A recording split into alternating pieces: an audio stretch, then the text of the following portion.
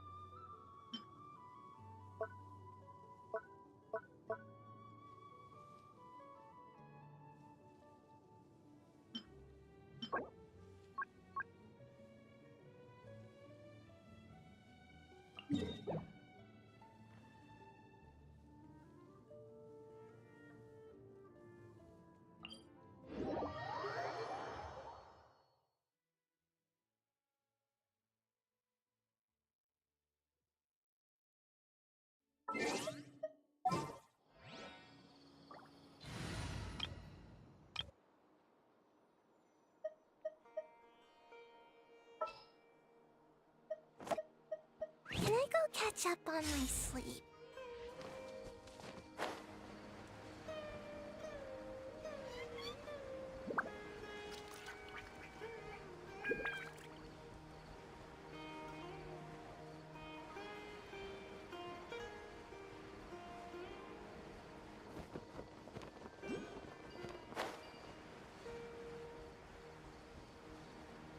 Yeah!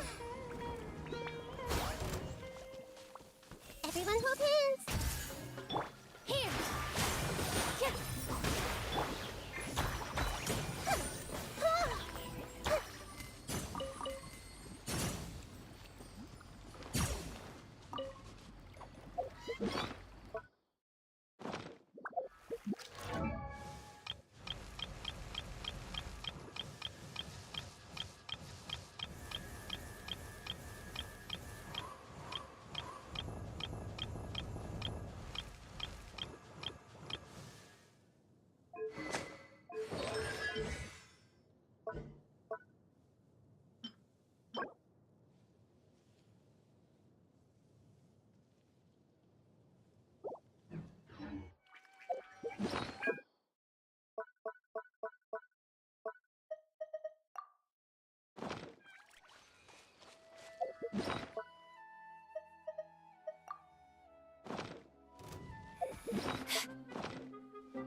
I heard you.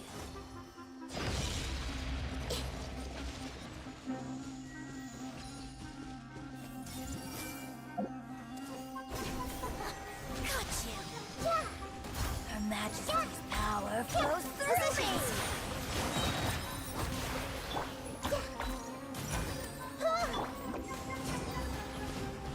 I'm at her!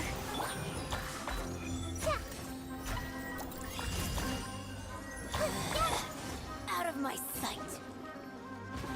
With all my strength! Yeah! Told you! This is Her Majesty's gift! Can't catch me! This body belongs to ice and snow.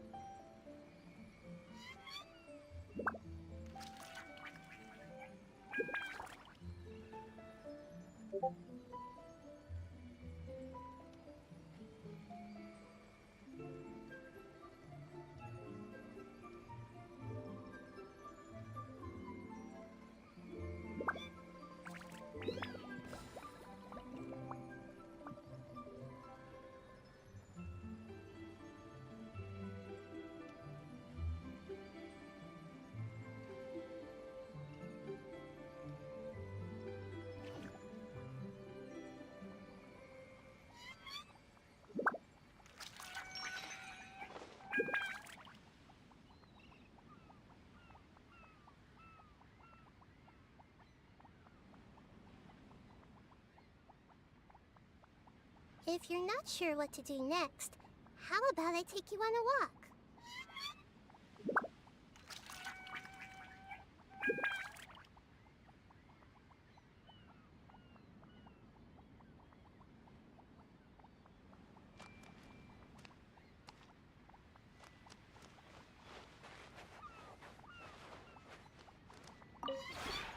This realm is truly...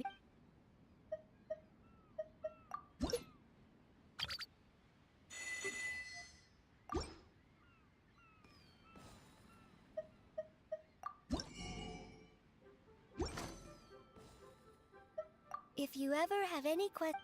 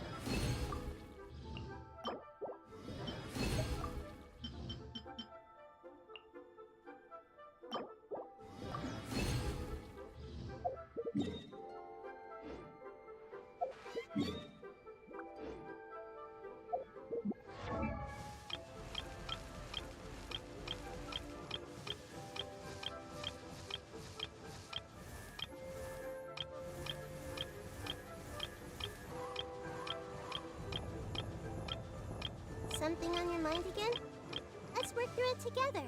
Two heads are better than one.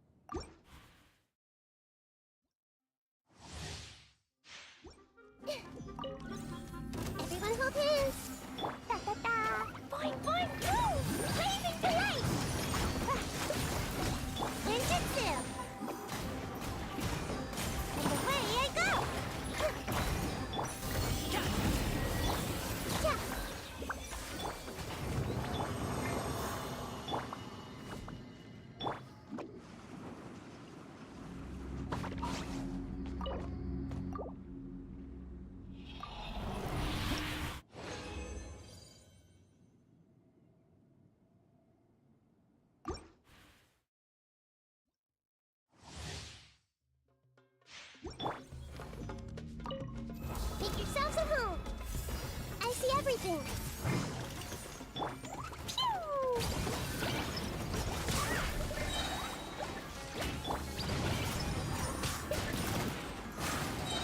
Can't catch me. Yeah.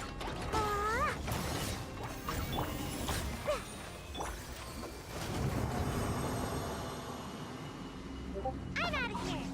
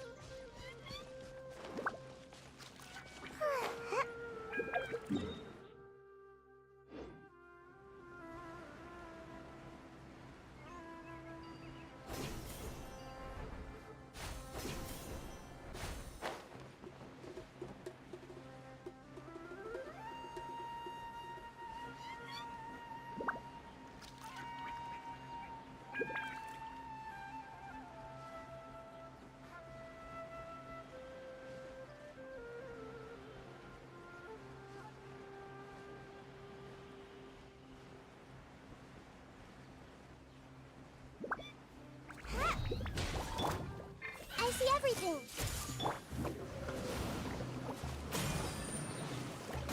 Can't catch me.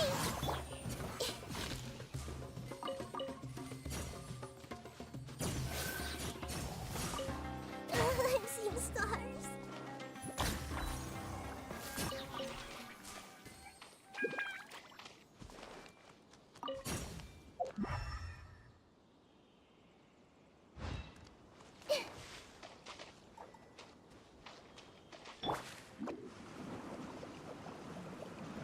And away I go!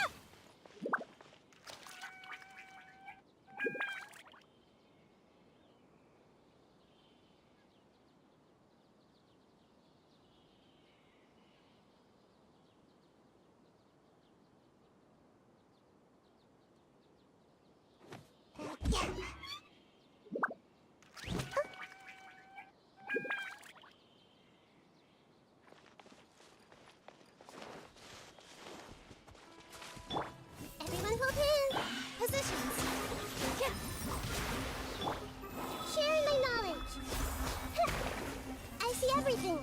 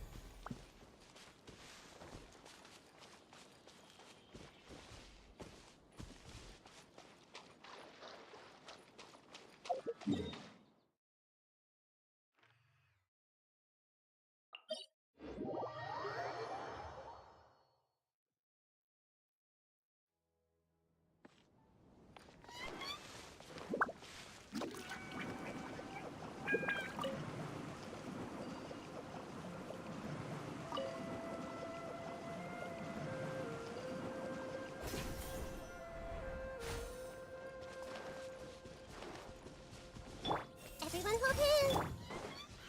With all my strength. Dance with the waves.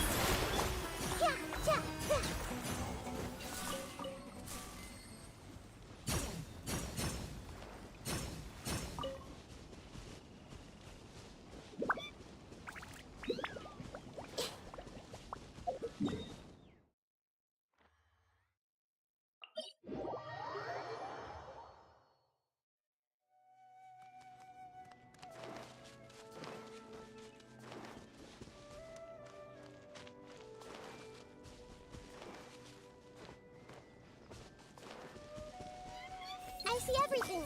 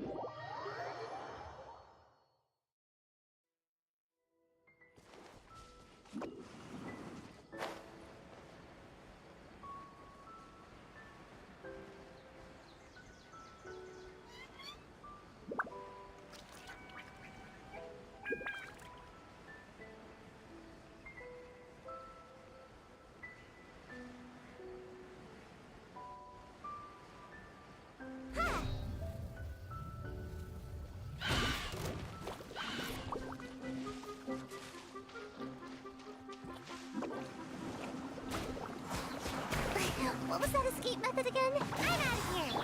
Everyone hold hands. Yeah.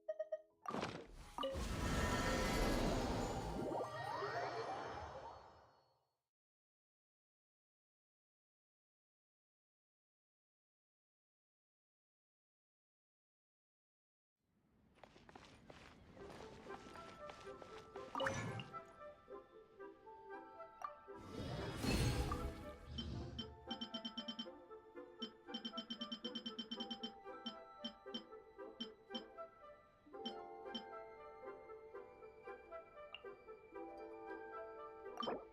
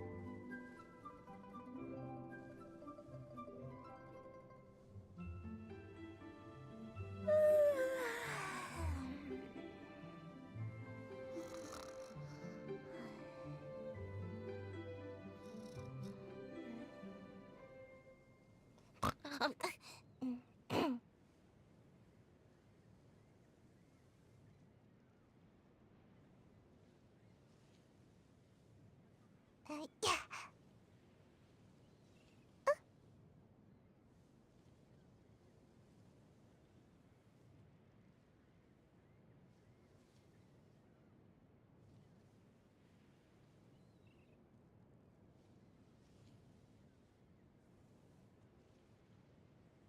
Phew.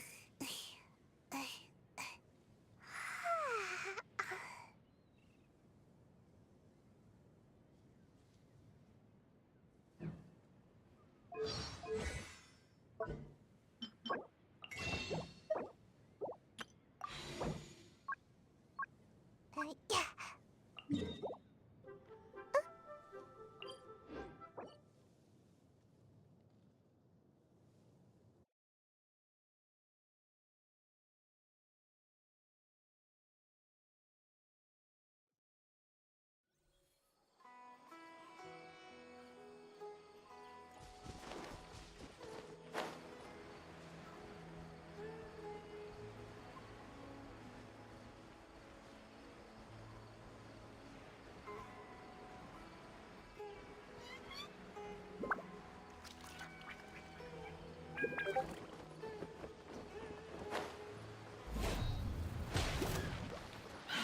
I see everything. Fallen Amber, help! All eyes on me!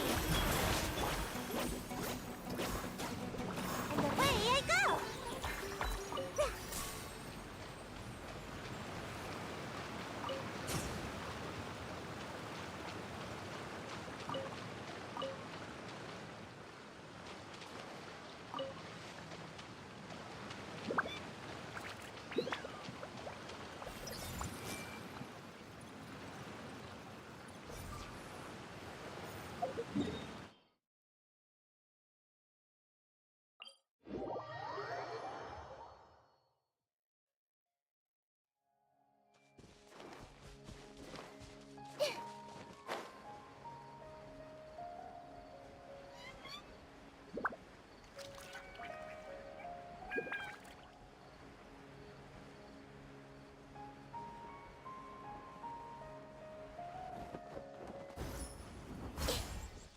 Everyone hold hands.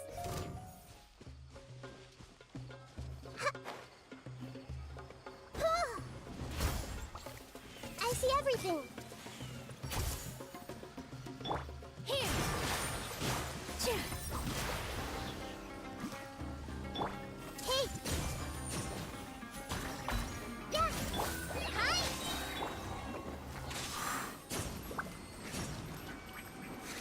I'm out of here.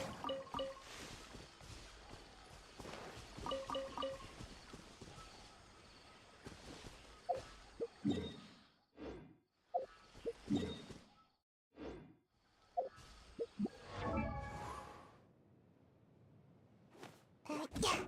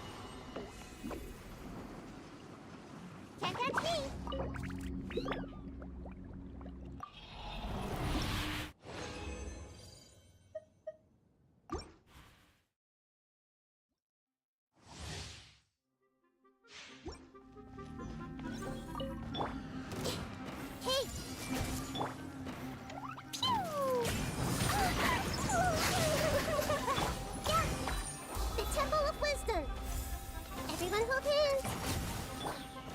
Jumpy, jumpy, go!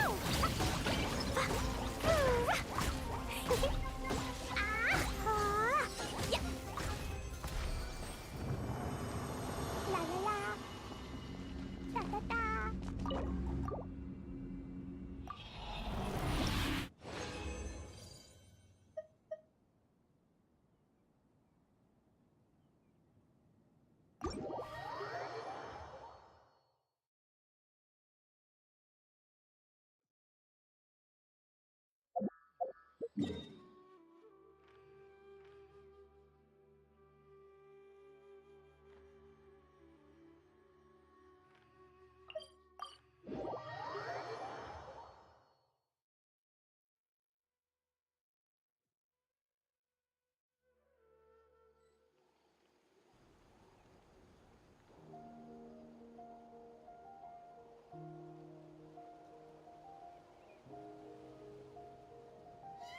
Do you want to come fish blasting with me? I'll get grounded for a whole day, but it's way worth it because the fish taste so good.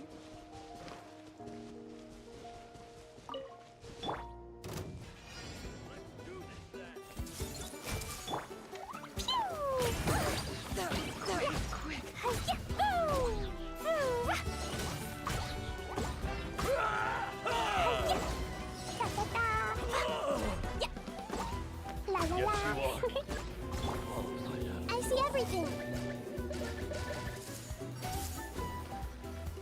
Come on out. Make yourselves at home. Blow them all up. Boing, boing. Let's finish this next time. And away I go. Whoa.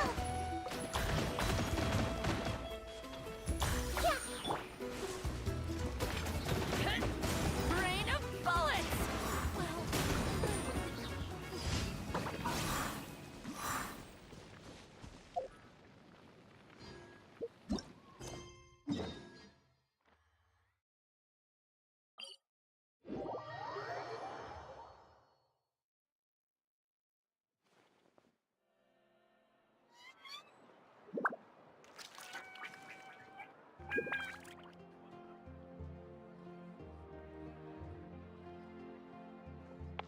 Phew.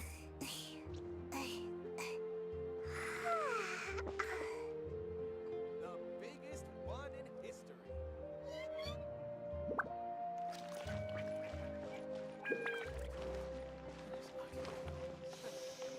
Make my escape.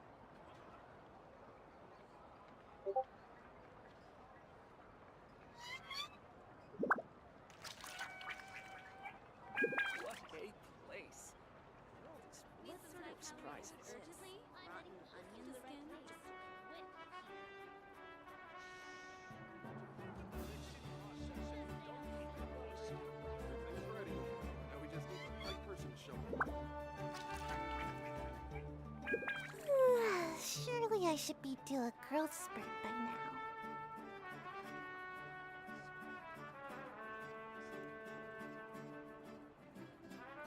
What a place.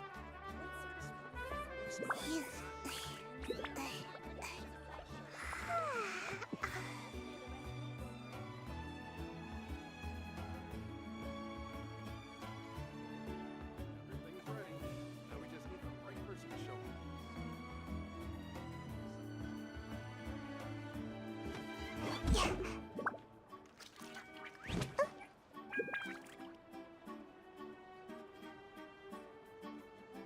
What a place.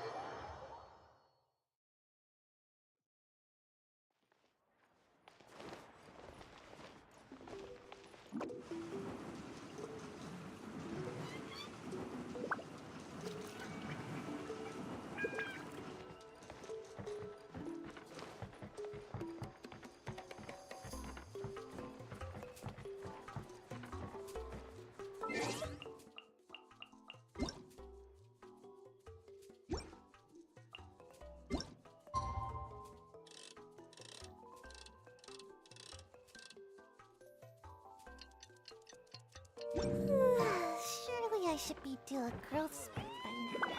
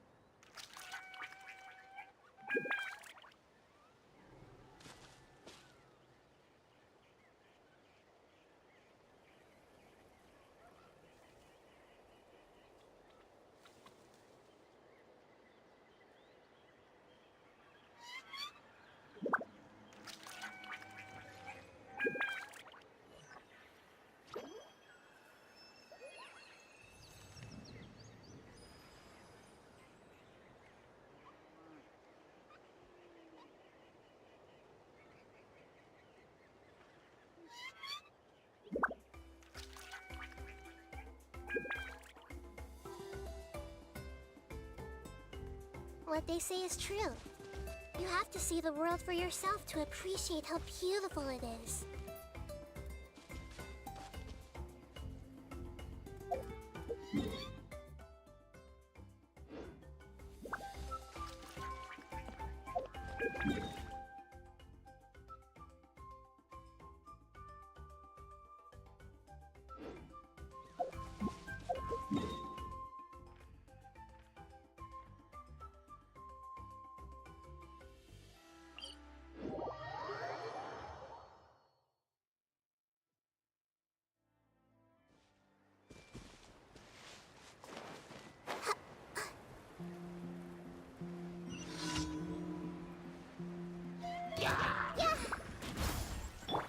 Jumpy, jumpy, go! Boing, boing, boing!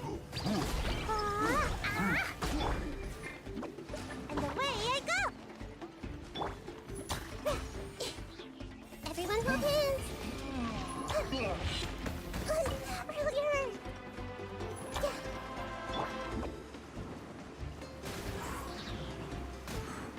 Can't catch me! The Temple of Wisdom! I'm seeing stars. This was unwise. And away I go! Make my escape. Yeah, yeah, hey! Ouchie!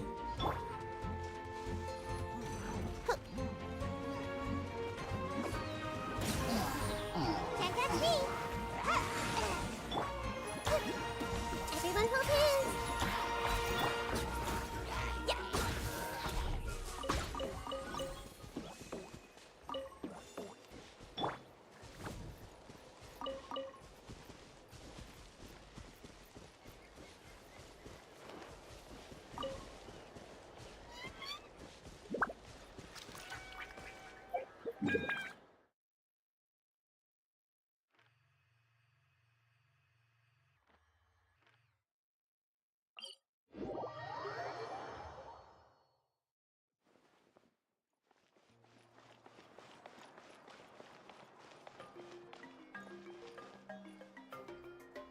Ad Astra.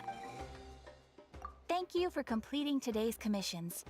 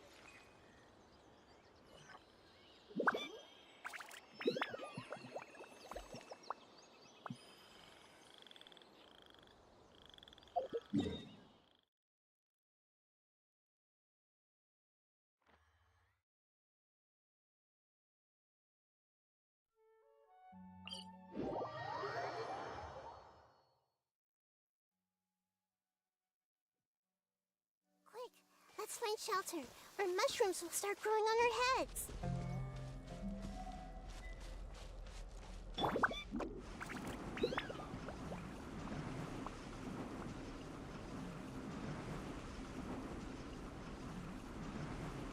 Can't catch me!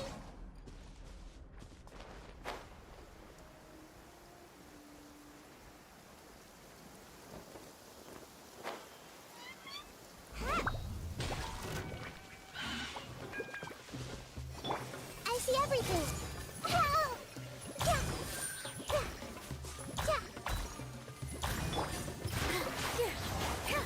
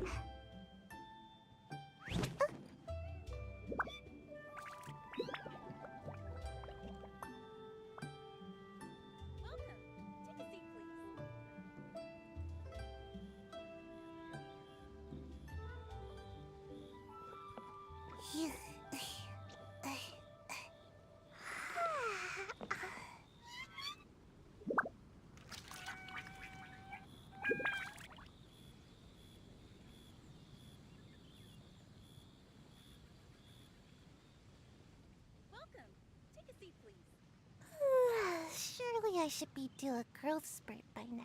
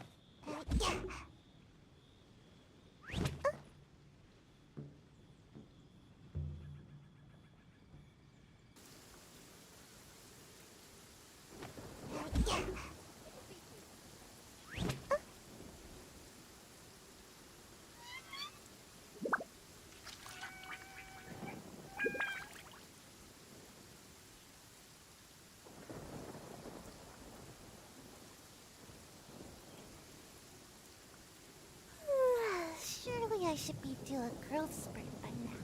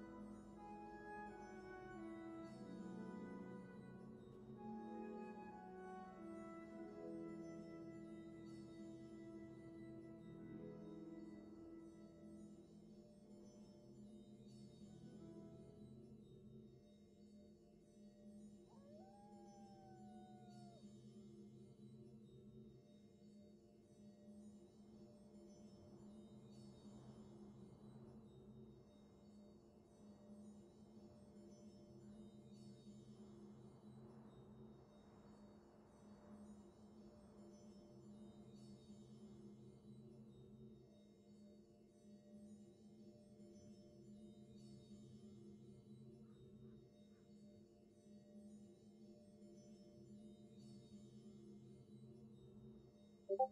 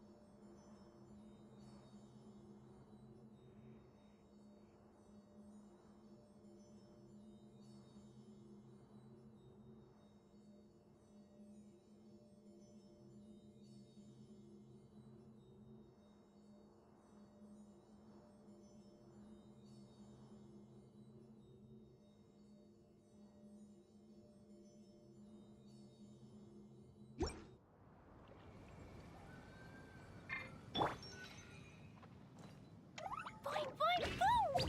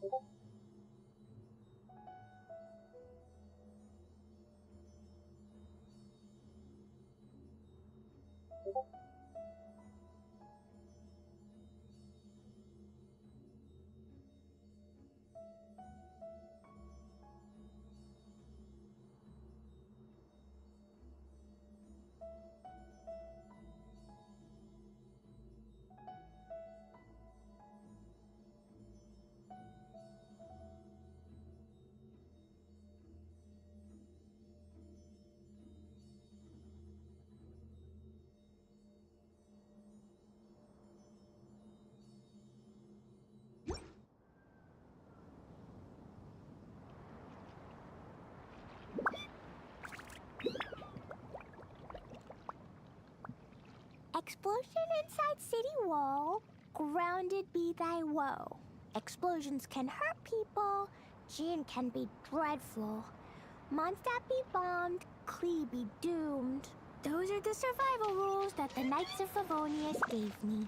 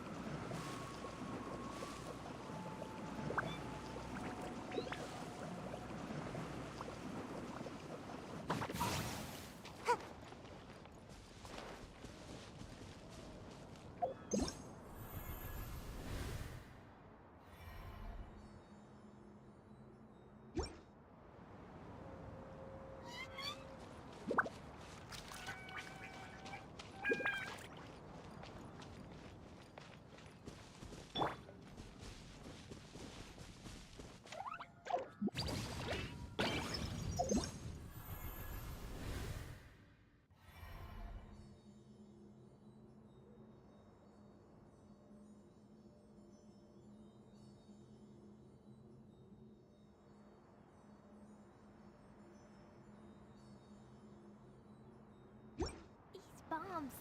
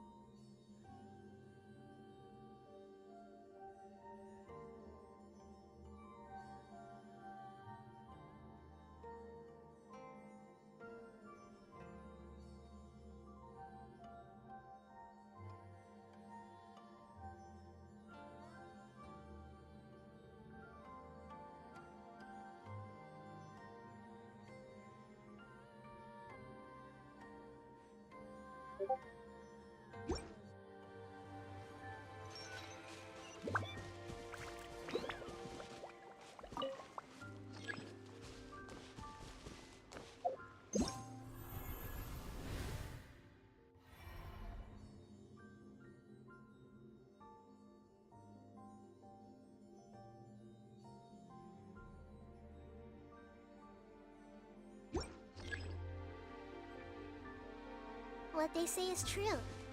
You have to see the world for yourself to appreciate how beautiful it is.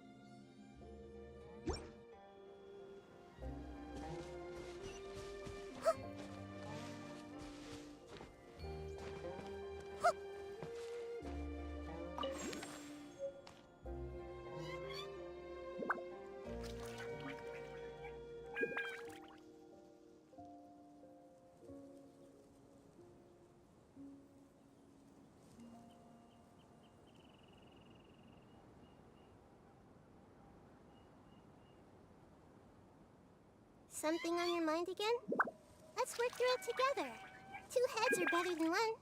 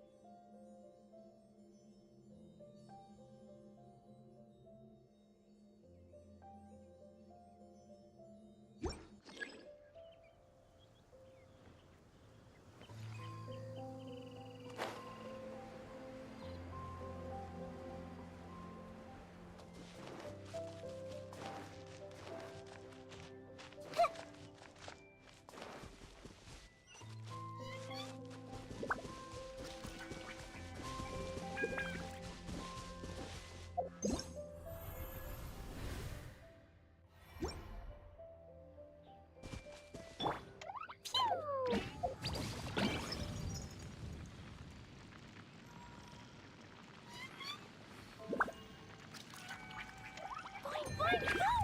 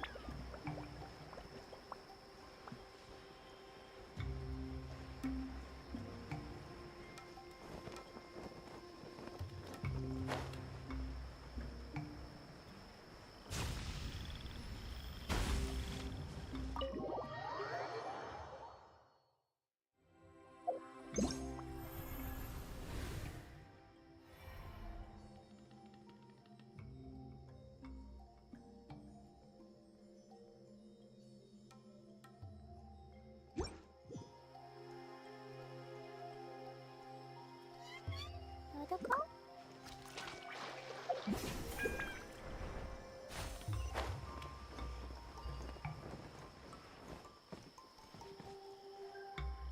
Jumpy Dumpty!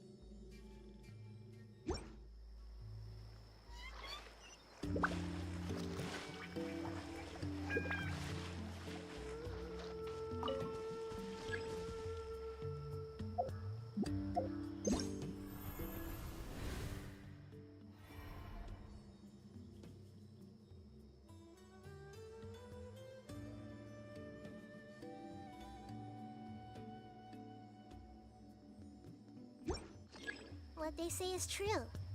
You have to see the world for yourself to appreciate how beautiful it is.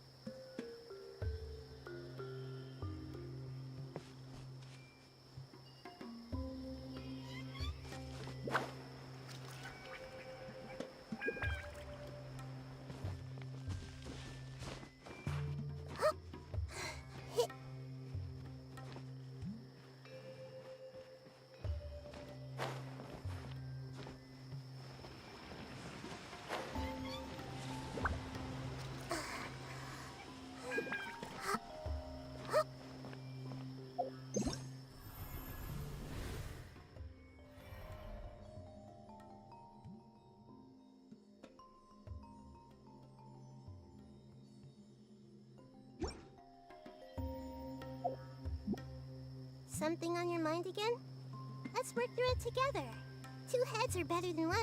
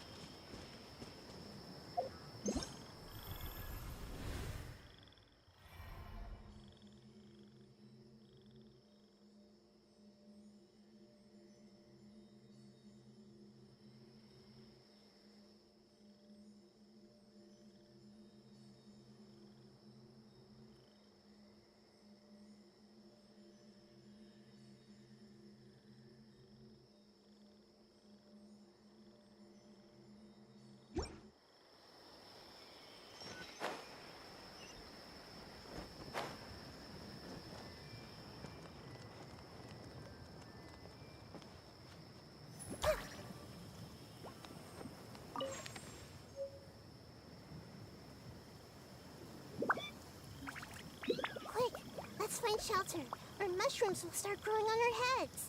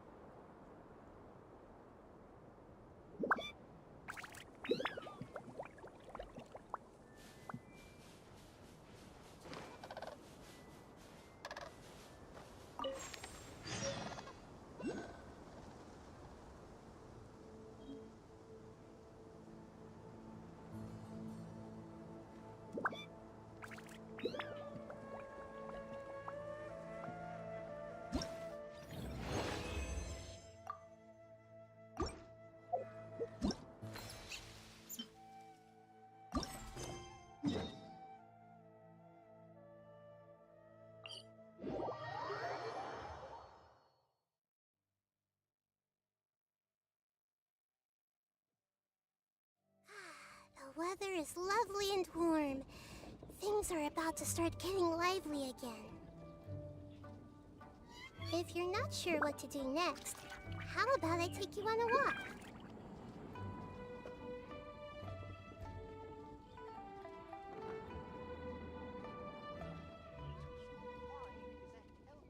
Could it be true?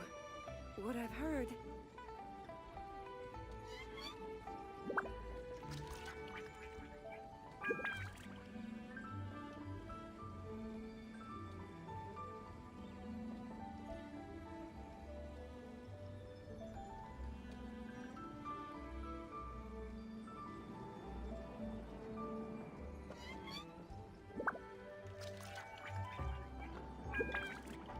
Could it be true? What I've heard?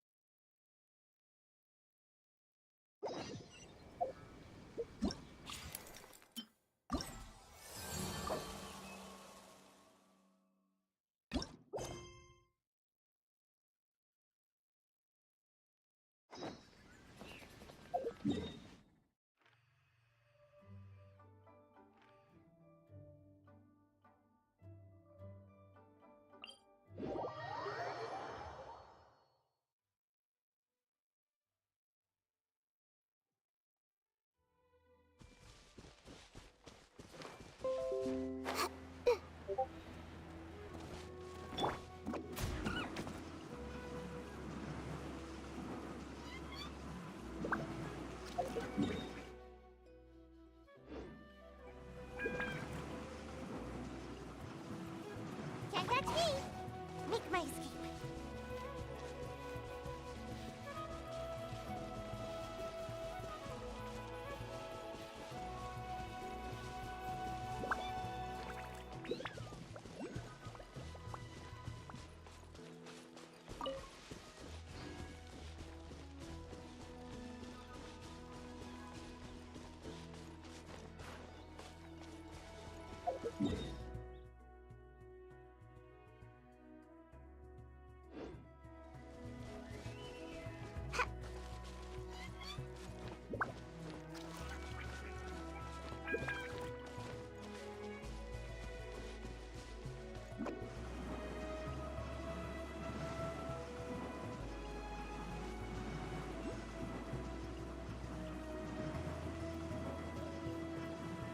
I'm out of here!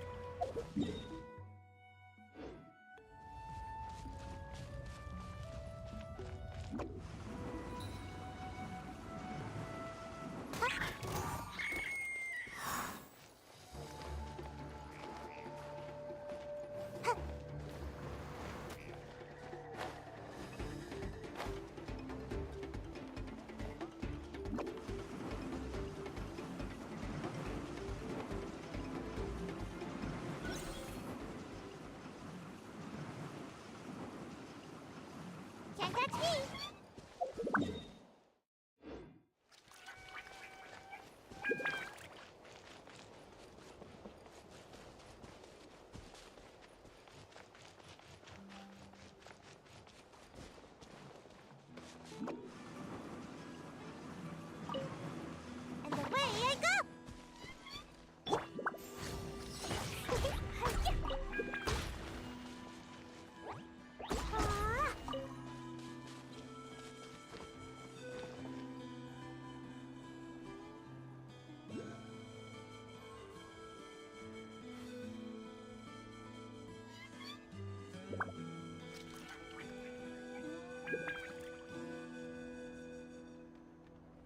Cleo is a brave girl today. I found a really weird-looking lizard. Want me to show it to you?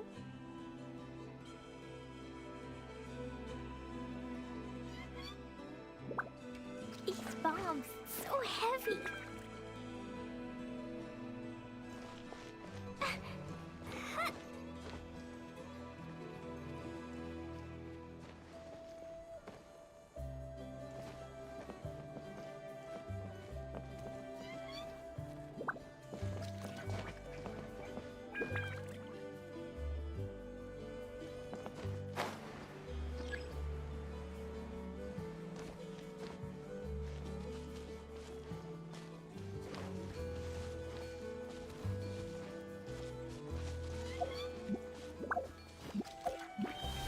Wait, isn't that Yansan?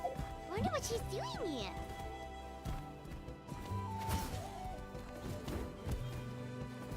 As long as you've thought it through, just go for it. I brought all the stuff over, Coach. What's next?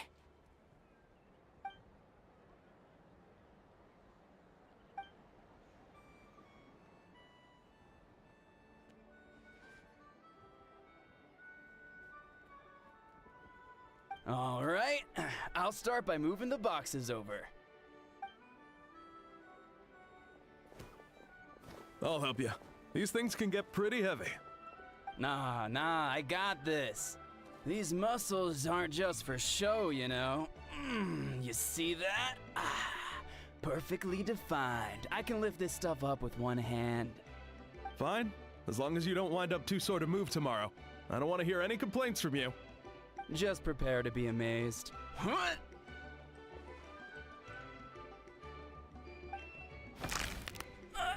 My back!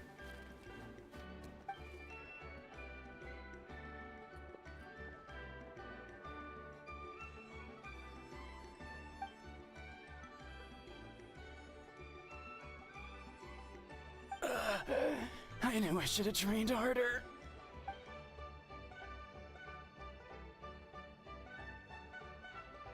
Yansan!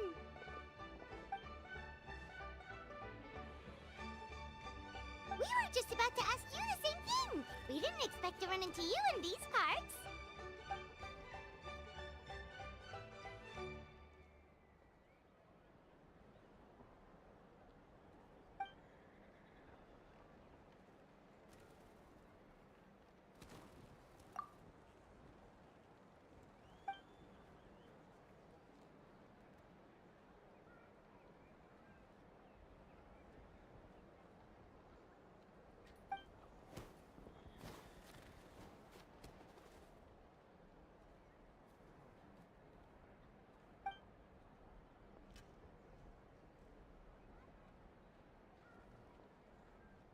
Of course, we're also here to help. Let's go see the chief.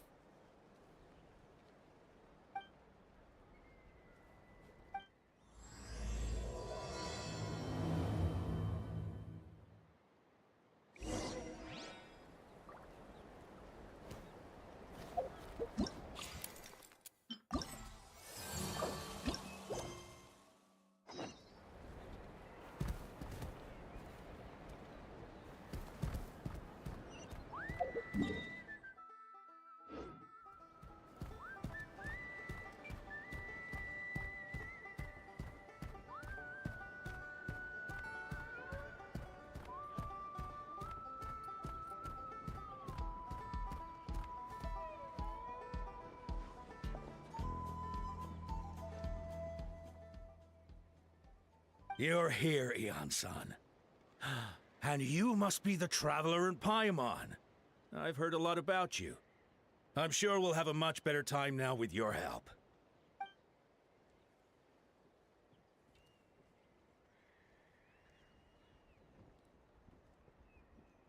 Cold. So cold. Duarte, are you there? I'm drowning, and there's something in the water! He's on the ground, but it almost looks like he's trying to swim.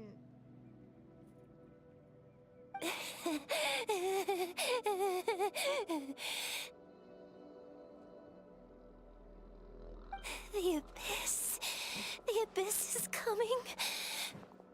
There are eyes in my hands, and hands in my stomach. And my stomach is full of teeth.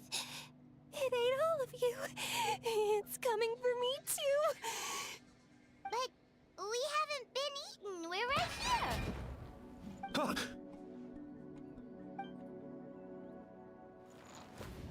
Monstrous beasts! How did you get in here? As you can see, their mental state is quite poor.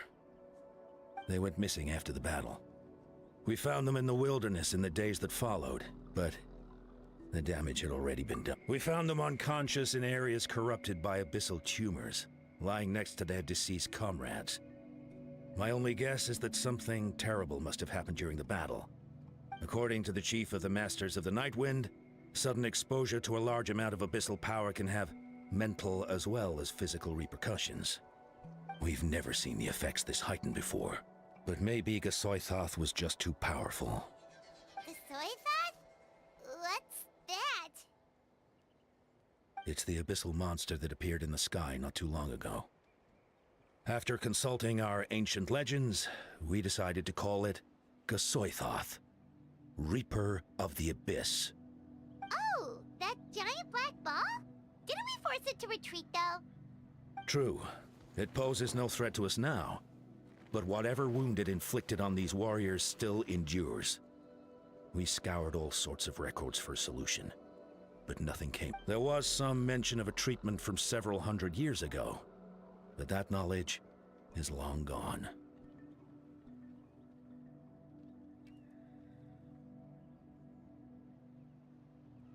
Right! You can purify abyssal power! Might as well give it a try!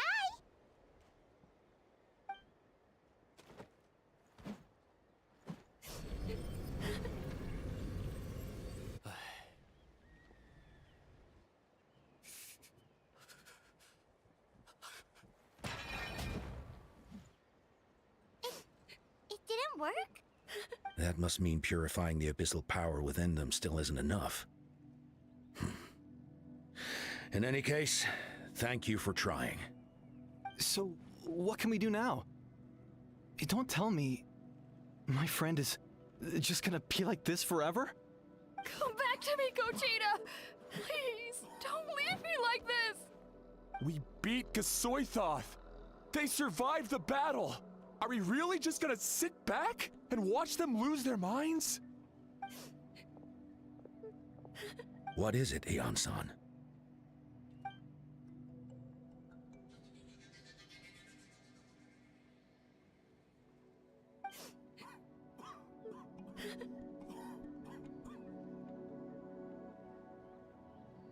But, Are you sure about this?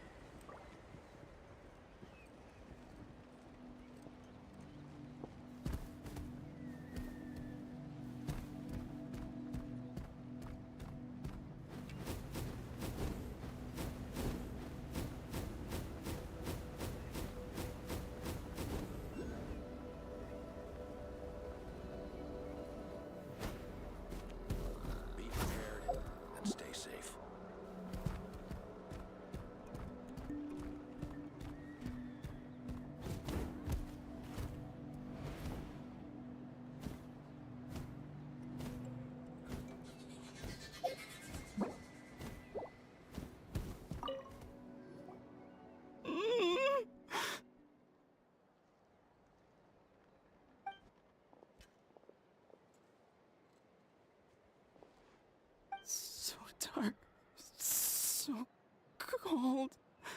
I want to go home.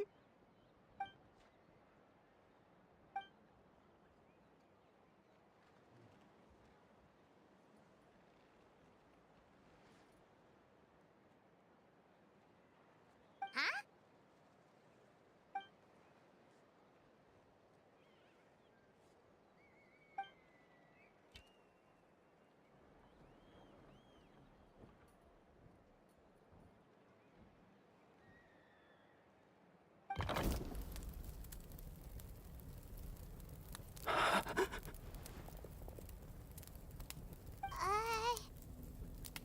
Light. Underwater. Where is it coming from? It's working! Is someone there? Please save me. No, wait. You have to leave this place. The water's too deep. You won't make it.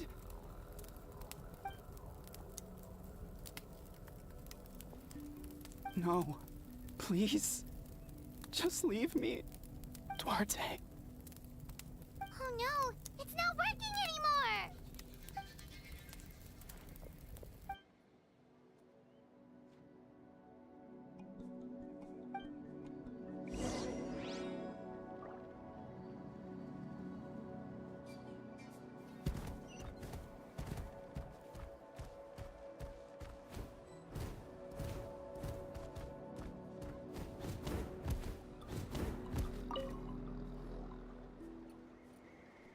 My friend. Is he any better?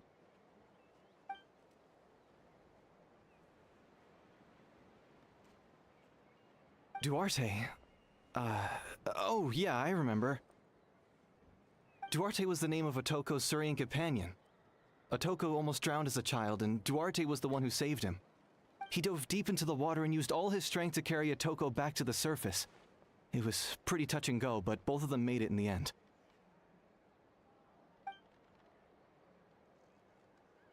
Well, you see, Duarte died 4 years ago during an Abyss invasion.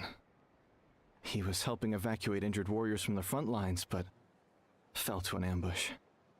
Wait, what do you mean? You're right. Duarte didn't have many distinguishing features. I don't think he ever stood out next to the others.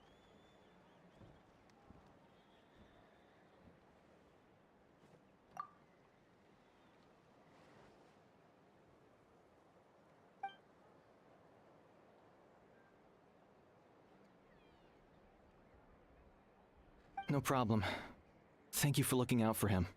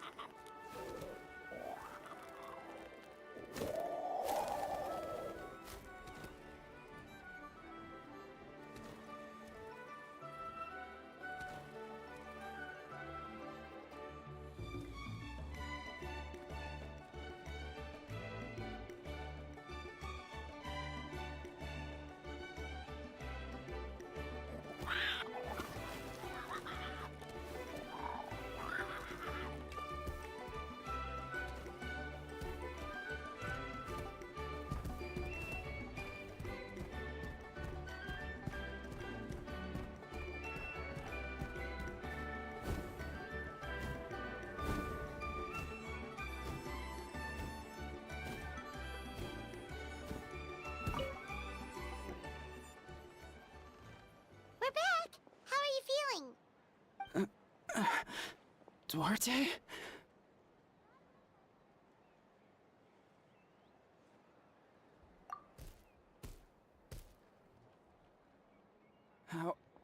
How did you get here? Are you here to save me? It's working!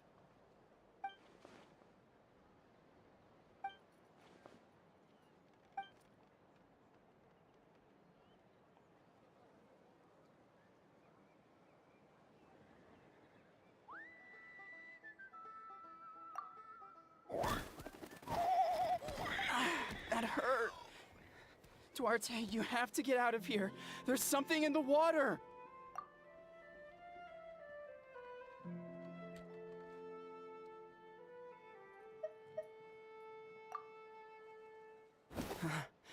You're gonna carry me out of here just like last time.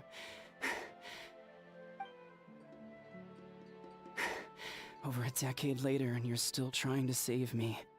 I can't believe you made it this deep underwater, but I'm so glad you found me. Once we're out of here, let's split a huge portion of blazed meat stew, just like old times. I owe you for this. We're almost at the surface. People tried to tell me you were dead, you know? As if I'd let that happen. I promised to protect you. There's no way. No way.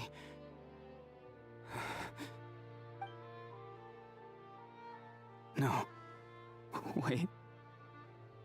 I failed. I...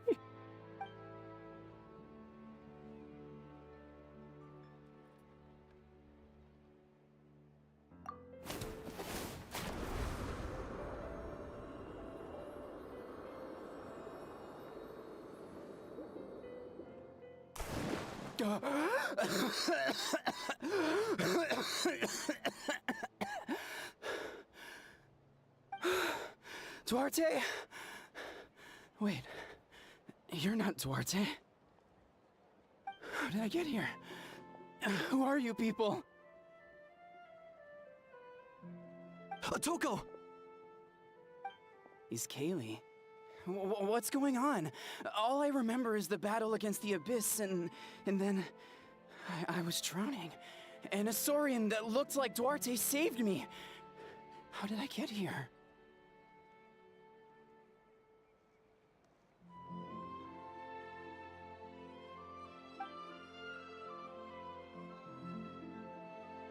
You went through all that for me? While all I did was cause trouble for everyone? I'm so sorry.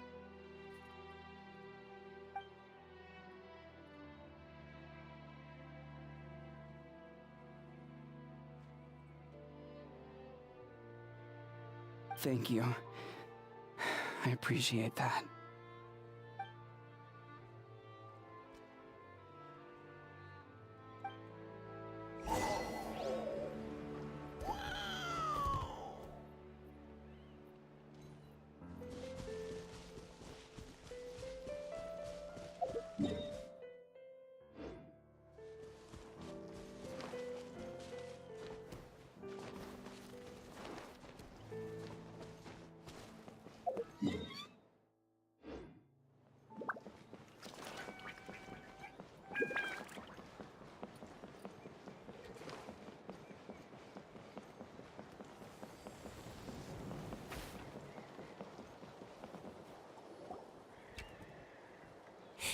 It's coming for me. It's gonna eat me.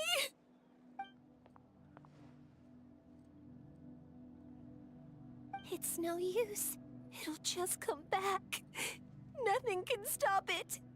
Nothing can stop the abyss. It will devour everyone. One day, we'll all be reunited in the pit of its stomach. Maybe it's just Paimon, but she seems to be in even worse shape than Atoko. She can talk to us, but nothing she says makes any sense. She also seems really afraid.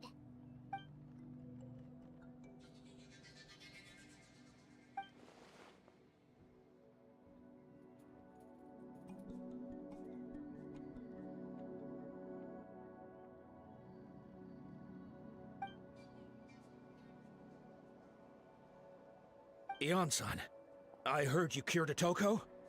I'm so relieved. Is there anything I can do to help? If you need extra hands, I can...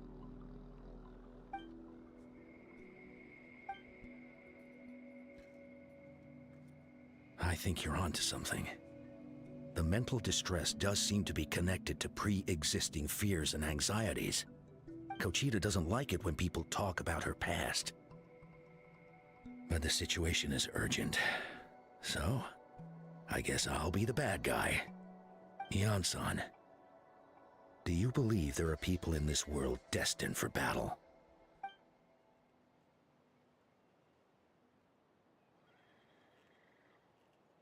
Then, what about people destined to be unfit for battle?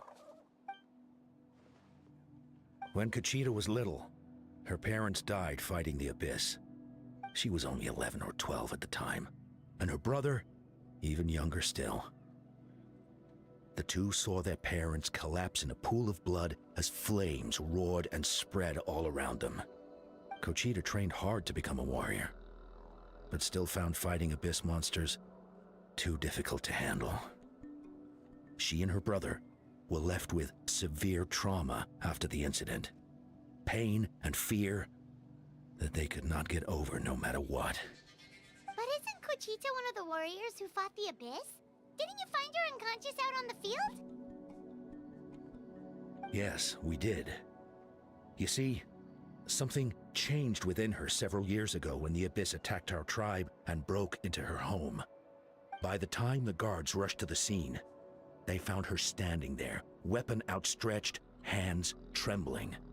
Her brother huddling behind her for safety, and the Abyss monster dead at her feet.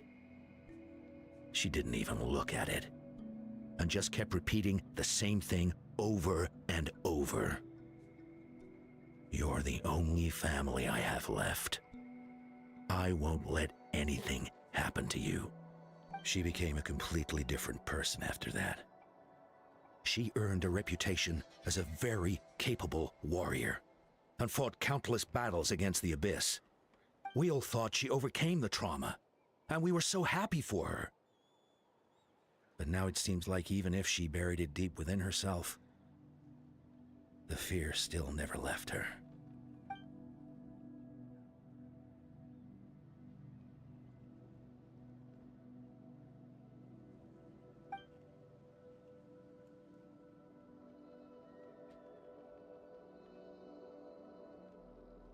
How can we help her?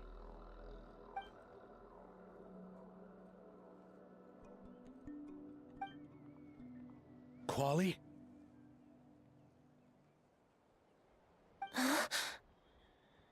Quali, what are you doing with that weapon? Show me the monster that hurt you! I'll make it pay!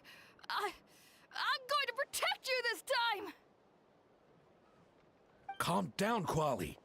That monster is already... I can do it! I don't care what it takes! I just want her to get better. She's the only family I have left. Family?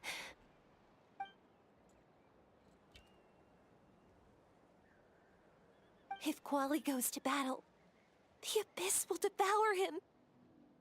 I can't let that happen. I have to do something. But it's useless. No one can beat the Abyss.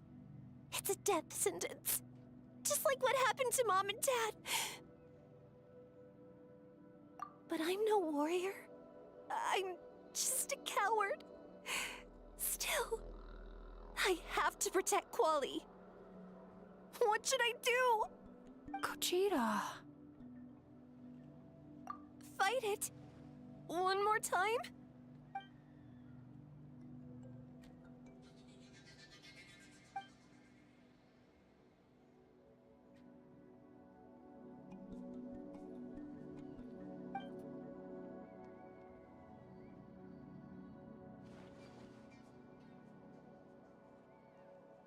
Try checking the mountains to the north. A few fled in that direction after the battle. I dispatched a team to clear them out, so most of them should be gone. But there might still be a few stragglers.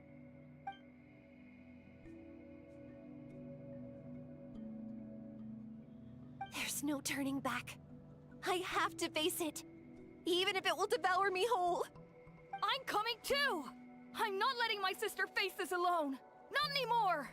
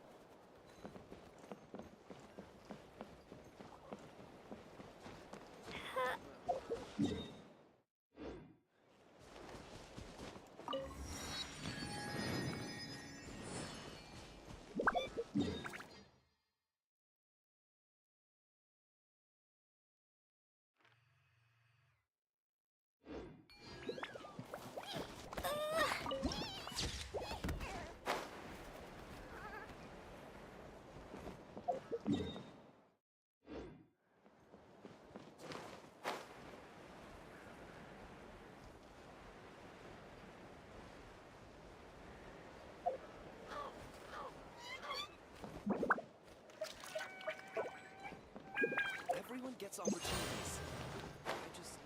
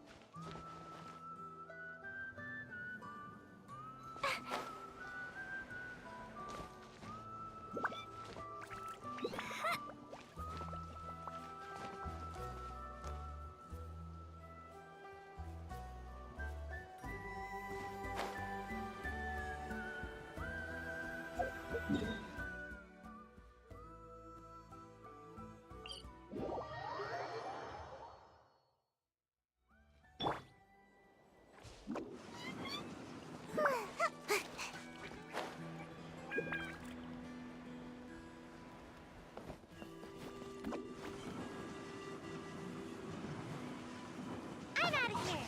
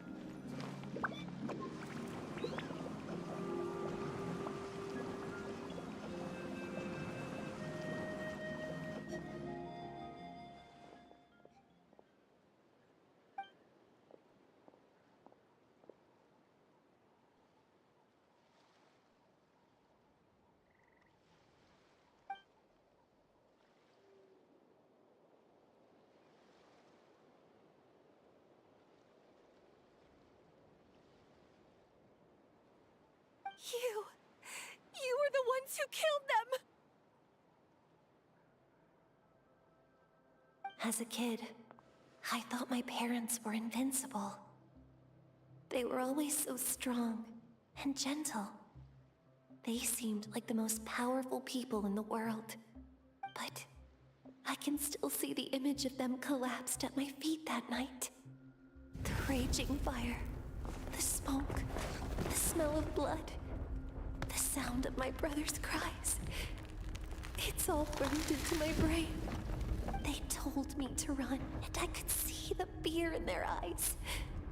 I've been running from my fears ever since.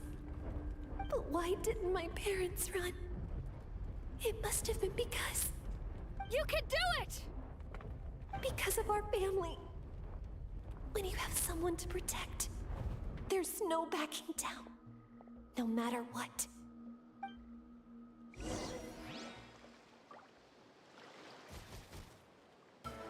Stay away from my brother! Let's help her out!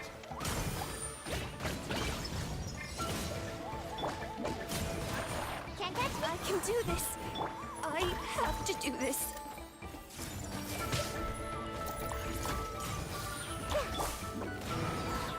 I'm out of here.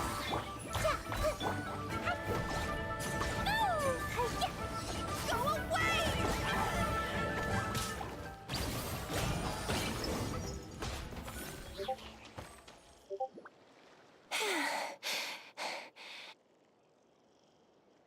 Where are the rest? Where are they hiding?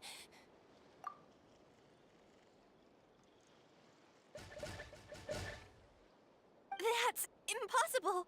They were gigantic beasts crawling with eyes, ready to devour everything in sight. No. Wait. What am I saying? Abyss monsters are not actually that scary. I've defeated them before. I know I have. She's back to normal! Kuchita!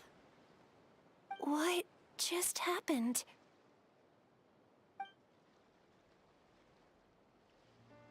That is quite embarrassing. Sorry about that. I've always envied warriors who don't get scared or feel lost. It really felt like I was getting stronger over the years. But in the end, maybe I never made any progress at all.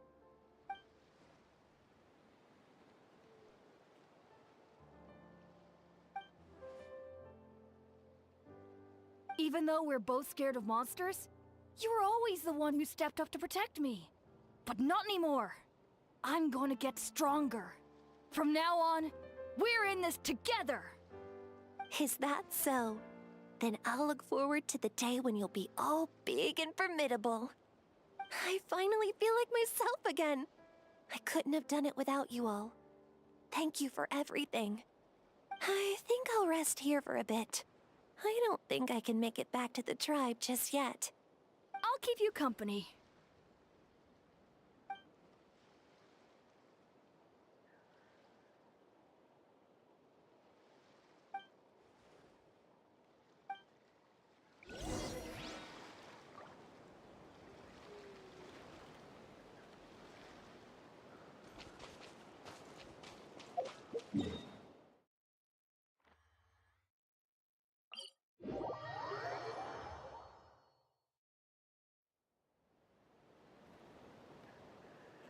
Atoko's all better. Did you hear? Really? Yes, really. It's all thanks to the Traveler and Ian-san. I see. I was wondering why the Traveler was chosen to accompany the Pyro Archon in the final battle. But I guess she really can do the impossible.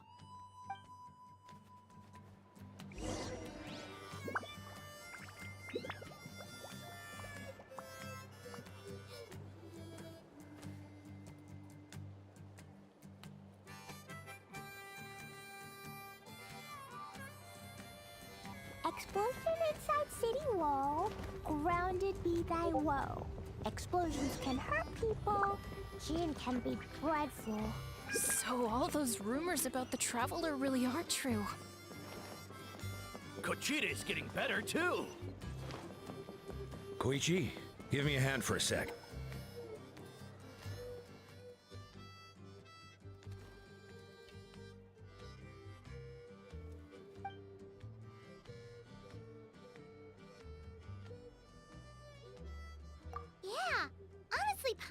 at a complete loss when she saw so many sick people on the hot air balloon platform.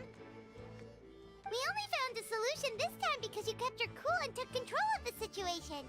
You deserve most of the credit.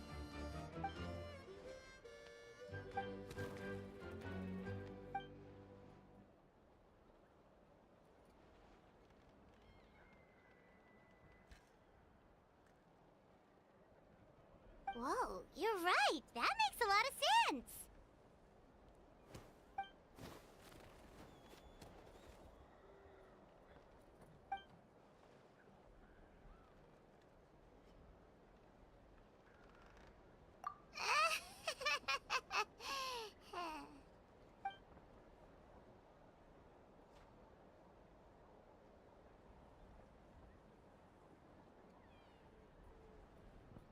That sounds like something Paimon could do, but would that really change anything?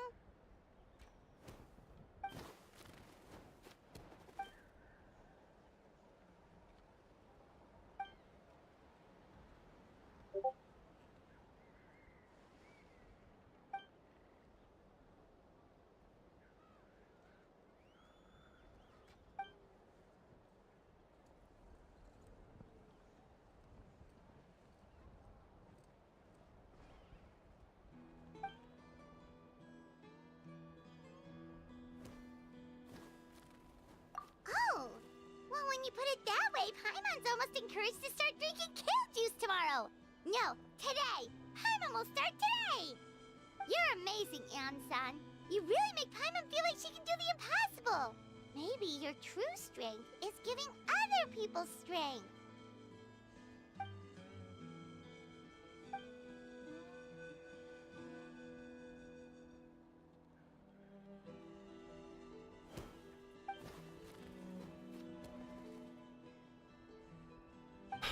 Heian-san, bad news. Okotland is out of control.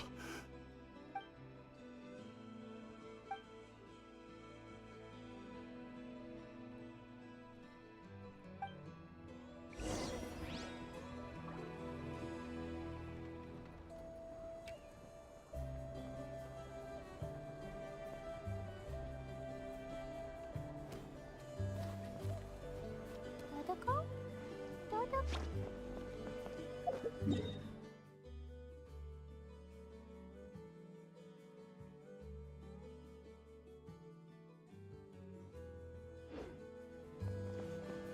How's Okotland doing?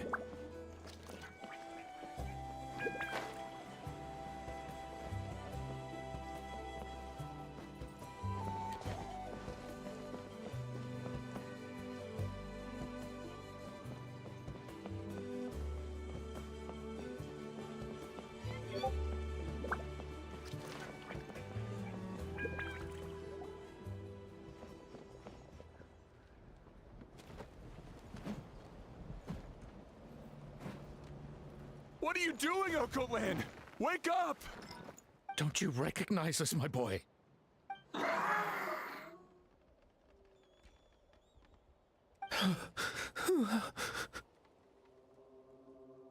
The Abyss monsters are everywhere. Everywhere.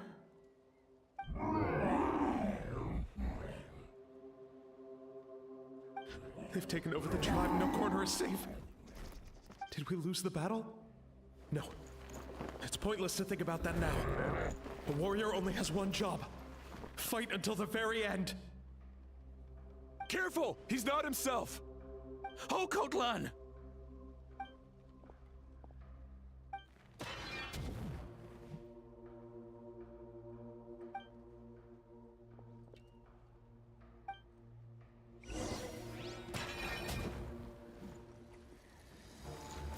So, he thinks we're Abyss monsters? Hey, it's okay! We're not the bad guys! Come on! Wretched Abyss! Get out of my truck! Mom, Dad, are gone. This is my final battle! Sweet dreams. Please, son, you've got to stop. You can't keep going like this. Wretched monsters! Give me my family back! Look, Okotland! That's your father! He's standing right in front of you! Get out of my home! I'll never forgive you!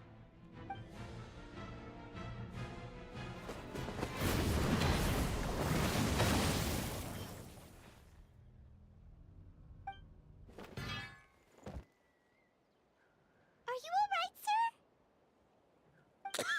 sir? I'm fine. Please, don't hurt my son. He's just trying to protect his home.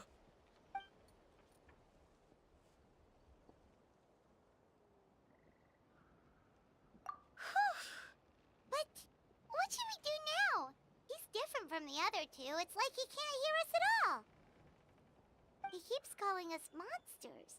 We're basically enemies to him now.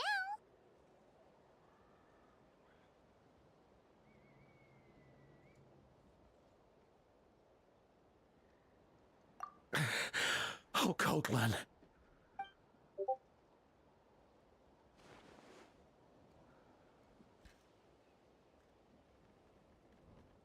Abyssal corrosion syndrome.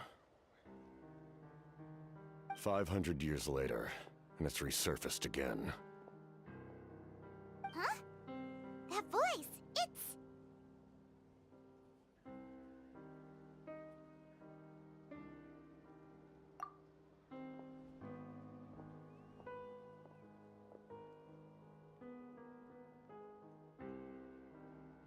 Direct contact with high concentrations of abyssal power causes irreversible mental trauma in most people.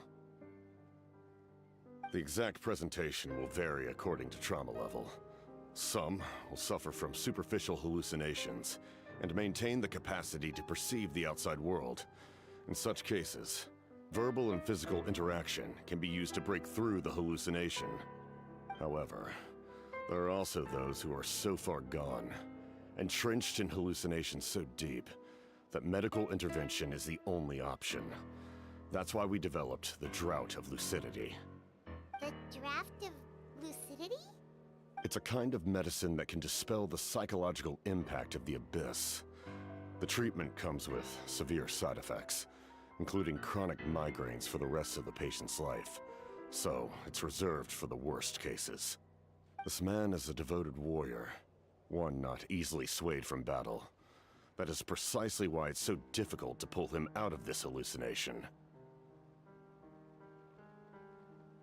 If you trust me to be true to my word, give him this.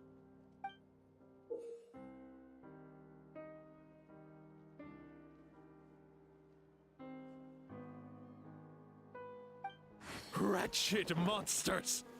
Setting up an ambush! Give me your worst. It's either your end or mine! Hurry! He's awake! Please, give him the draft. My son thinks he's alone in this world. In his mind, all his family and comrades are gone, and only enemies remain. There's nothing more painful for a warrior than losing everything you fought so hard to protect.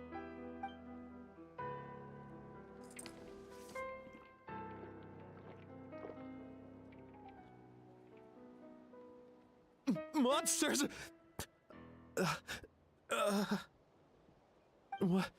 What's going on? Dad? What are you doing here? My head hurts.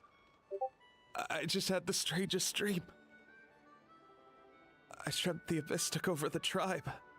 It's all right, my boy. It was just a nightmare. Let's go home. You need a good night's sleep.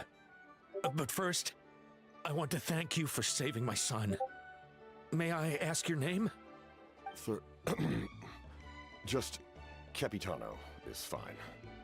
I owe you more than words can say, Mr. Capitano. My name is Mune. You're welcome in my home anytime. Time to go, son. Can you stand?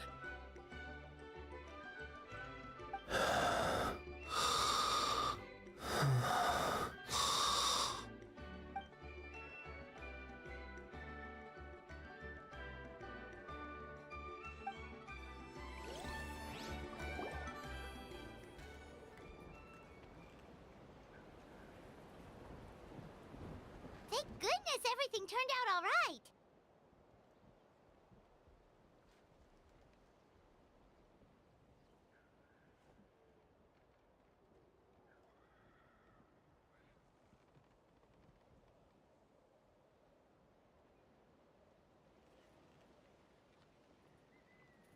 Think nothing of it. I agreed to offer you my aid, so this is merely a part of that duty. Besides, I care deeply about this land. Right! When we were with Moika, you told us you and your soldiers defended Natlan against the Abyss 500 years ago. That's right. My desire to protect this nation remains unchanged. When my platoon arrived in Natlan 500 years ago, like you, we were true outlanders. But as time passed, I encountered the people of this land and witnessed their desperate struggle against the Abyss. Though many of the warriors were rash and inexperienced, they were steadfast and fearless in battle, willing to do anything to protect their fellow citizens, oftentimes with complete disregard for their own survival. Just as I fought for the glory of Conria, they fought for the survival of their nation. We happened to share a common enemy, so I decided to offer my aid. We fought side by side to the very end. I traveled to many places after that, but I never forgot this land. Even now, my work they remember who I used to be. The Sentinel Knight, who fought with the Masters of the Nightwind. Still, I prefer to leave all that in the past. That name carries with it the glory of my homeland and the honor of Natlan. Yet, I failed to bring my soldiers home. And I failed to help Natlan defeat the Abyss. But that's not your fault. The Abyss is way stronger than any of us imagined. You need not comfort me. I am no longer who I once was. Let the events of the past continue to collect dust in the annals of history. I will continue to help Natlan in my own way. Like, with the draft of lucidity? Who knew you could make medicine? Were you a doctor before? The drought was Guthred's invention. He was a respected military doctor, as well as my trusted second-in-command. We faced a similar situation to what you witnessed today. The endless battles against the Abyss triggered delusions among the soldiers, to the point where some attempted to kill each other. In order to develop a treatment as fast as possible, Guthred used himself as a test subject. He passed away shortly after the drought was complete. That's who he was. Unrelenting in his pursuits. No matter the cost, no matter the sacrifice. In the end, he even gave himself up for a chance at success. I'm sure he would be pleased his creation aids people, even now. The Abyss has wrought enough suffering on this land. I sincerely hope this war will end soon.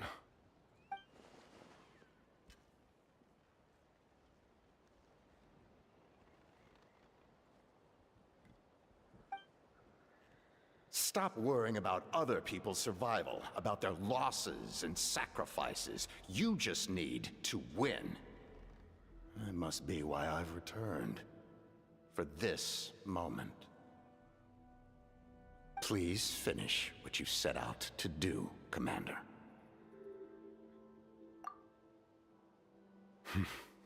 You're more perceptive than I imagined. However, some things are better kept secret for now. We may be working together, but our goals are not entirely aligned. What's with the secrets all of a sudden? I'm starting to think we should be more careful around you. I do not mean to jeopardize the trust between us. I simply prefer to keep this to myself, because it's a personal matter. All I can tell you is this. Natlan may have survived the worst of the crisis, but the souls of this land are still not at peace. And that is why my work is not yet done. Well, if it's personal, then we'll just have to trust you. If you have other questions, I'm willing to answer them. Wait, like anything? Paimon wants to know how you eat with the mask. Anything you want to ask, Traveler?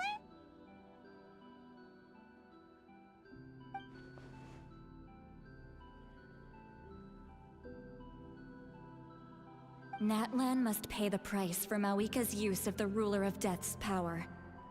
That price is death. and only Mawika's death can clear the debt. Even now that the war's over and the threat to Natlan is gone, it looks like that death is still set in stone.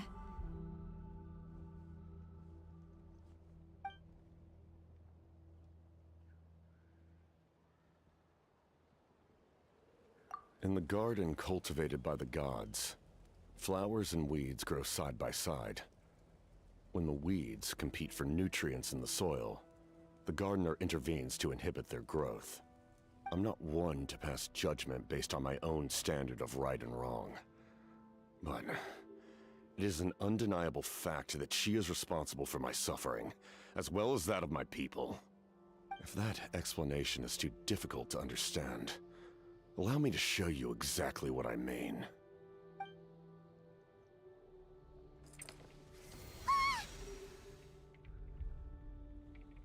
The ruler of death can freely define the form of death, or grant immortality to anyone she desires. Her power is a rule in and of itself. Faced with such an overwhelming level of power, it can feel hopeless to resist. But I am of the belief that, in this world, no destiny is unchangeable, no death inevitable, and no rule unbreakable. So, before the final moment truly arrives, we must fight harder than ever.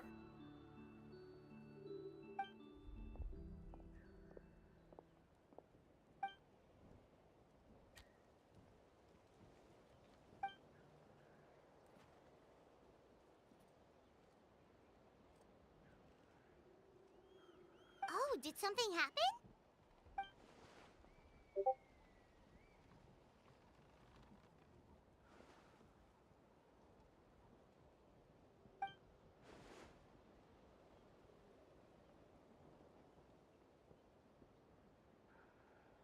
This is a critical time for you, Traveler. It's best not to delay, so let us end our conversation for now. Best of luck to you all. Goodbye.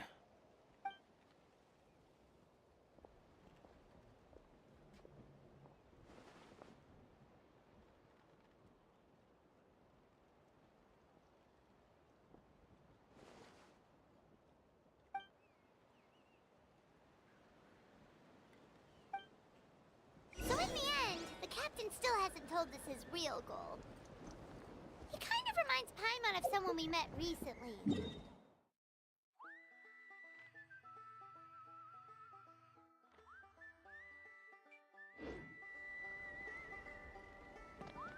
They just seem so tired, you know? Since they've both been alive for many centuries, do you think that's just what happens when you've been alive for too long?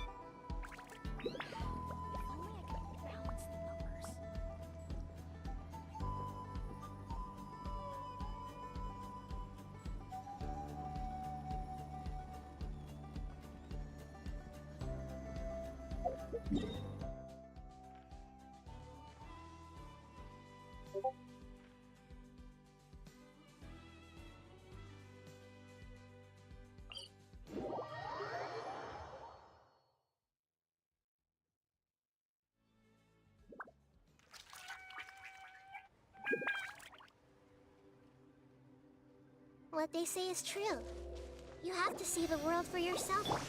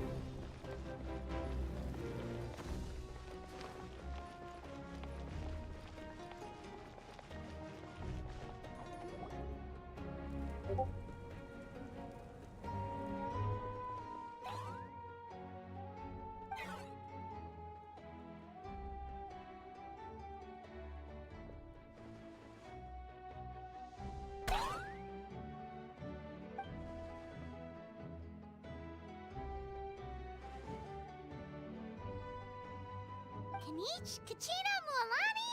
Woo! Everyone's here!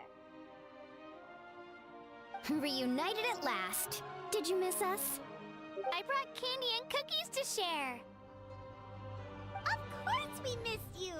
Ooh, you brought Source crackers too? Score! Ah, just in time, Traveler. It's so stifling in here. I was just about to go outside to get some air. It's the same temperature outside. Anyway, how was the trip here?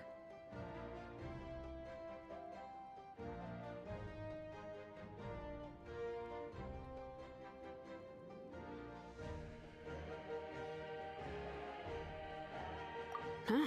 To be honest, I also didn't expect this many people to show up. A third of this amount is more than enough for my plan.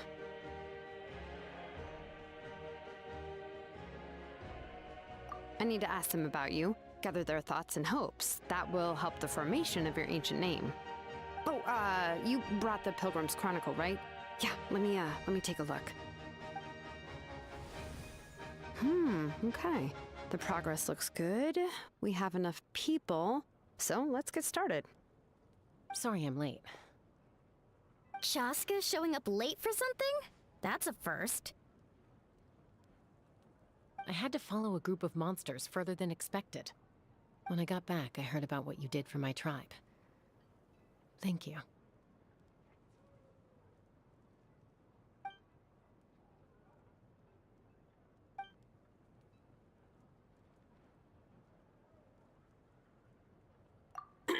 Okay, let's save the pleasantries for later.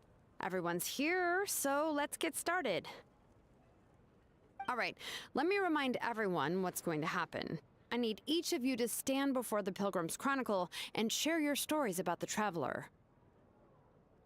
Your words will be recorded and become a part of the Traveler's ancient name. Any, questions? Nope. All right, then, to start things off... Hold on. Remember what we discussed? Oh, right, I almost forgot. Traveler, Paimon, you, can't be here for this part. Huh? But why? We want to hear what everyone has to say. I need people's true thoughts and feelings. It's best if the subject in question isn't involved. It's much more difficult to express those feelings to someone's face. People get shy in those situations. It's just how it is. You're right. Just like when Paimon doesn't have enough more to pay for her meal, but she's too embarrassed to tell the Traveler, so she has to make up some excuse.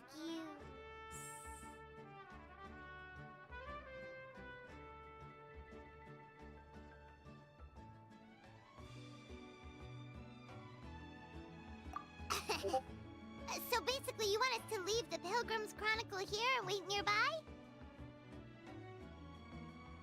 Oh, don't worry. This shouldn't take long. Everything Shilonen said made sense, but did you see St. Lolly's reaction back there? She was definitely the one who decided we should leave. But staying out here is just making Paimon even more curious about what everyone's gonna say. Anyway, you're gonna have an ancient name soon. Ooh, that's so exciting! Feels like we've been in Natland for quite a while already, doesn't it?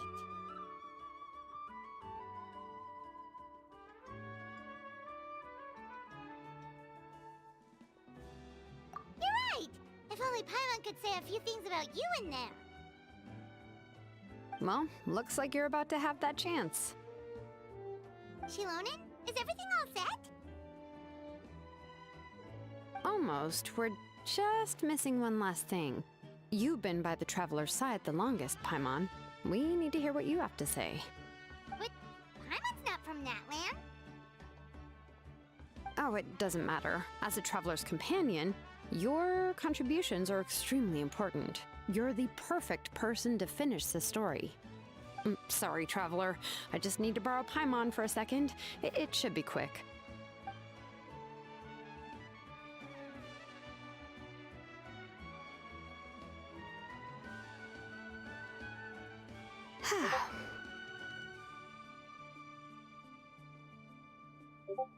Paimon gave us a lot, whew, and I mean a lot of information.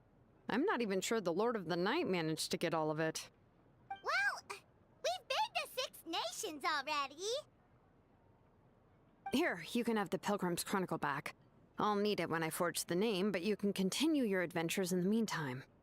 And when the time comes, I will forge you an ancient name unlike anything that's come before, so that you, Moika, and Natlan as a whole can finally put an end to this endless war.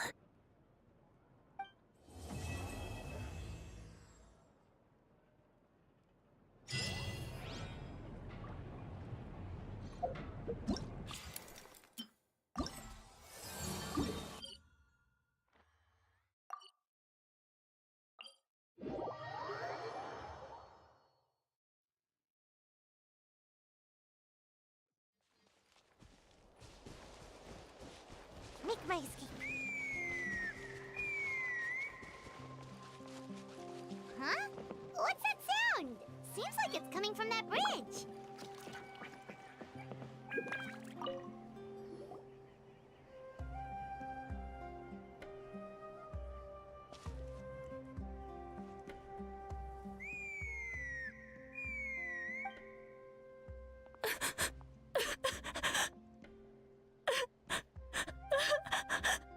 Oh no! Why is she crying? Should we go check on her? You know, just in case she's thinking of doing something stupid. I'd leave her be. The warriors of the Flower Feather Clan are a proud bunch who never show their vulnerability in public, even if they've gone wingless. Oh, Chaska? Good to see you again, Traveler and Paimon. Before we carry on, let's get a little further away before Koyer notices us.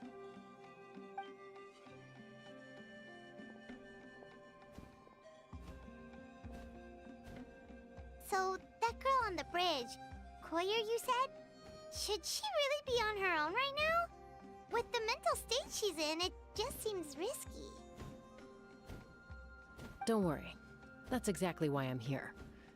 Elder Alpa sent me to keep an eye on her. If she does attempt the unthinkable, I'll swoop in and catch her. I doubt it'll come to that, though. She's a fighter. A warrior, in fact. One who aimed for the sky. However despondent she might feel now, I'm confident she'll get through it.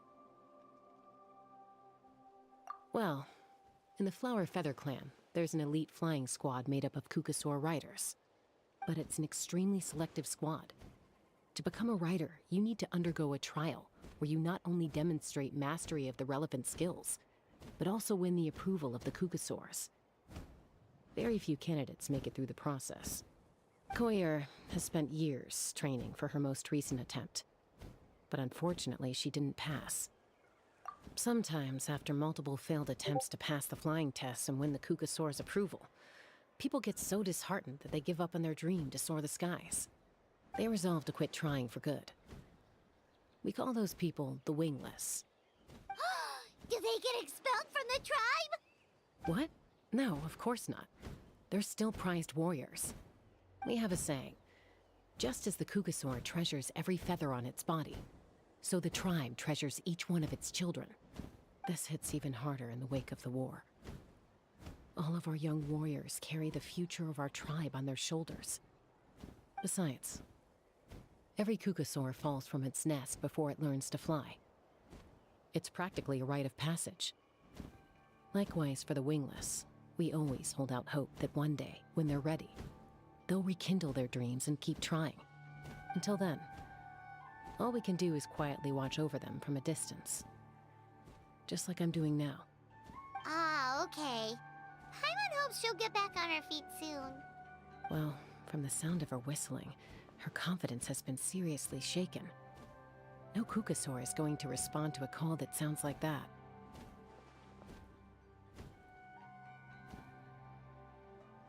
Yeah. People from my tribe call to their saurian companions by whistling or blowing a horn. So it sounds like Koyer was trying to summon a Kukasaur to practice her flying. But the Kukasaurs are an even prouder bunch than our warriors. They would never respond to a lackluster whistle like that. First she failed the trial, and now she's struggling to even summon a Kukasaur. That's only gonna hurt her confidence further. And getting trapped in that vicious circle is the kind of thing that'll make people go wingless. Surely there must be something we can do to help. That's very kind of you. Koyer's flying skills are up to par, but mentally she's stuck in a rut. If she wants to return to the sky, she has to overcome that for herself. I'm going to lay low nearby, just in case she takes a turn for the worse. Let me give you a tour around the tribe once this is all over.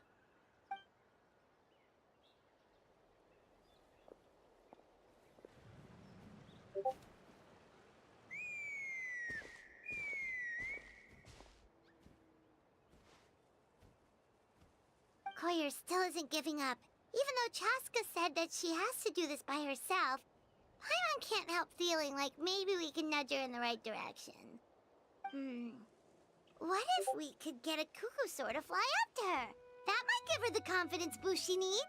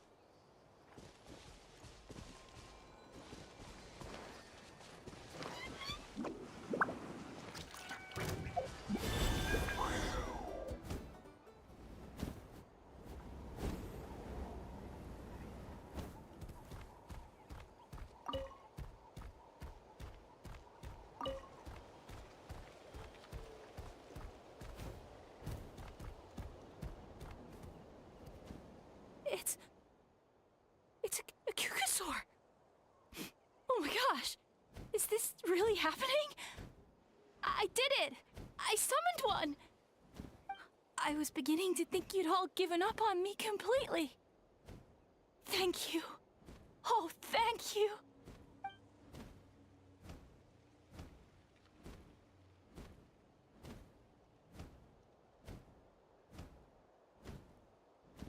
Excuse me? Would you mind if we did some flying practice together? Right now?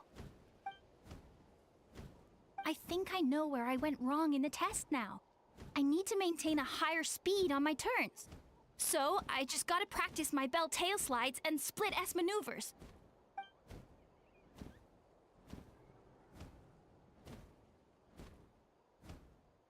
Also, I really want to try some stall turns and cobra maneuvers.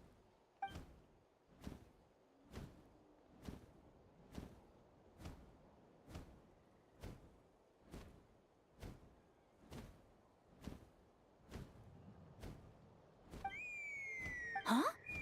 That sounded like a whistle. Is someone else trying to summon a Kukasaur? Hey! Wait! Wait!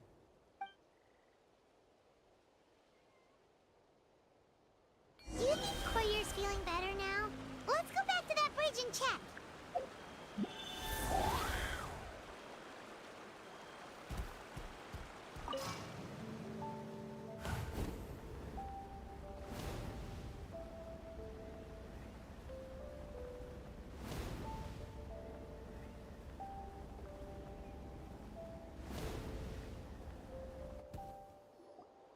Chaska!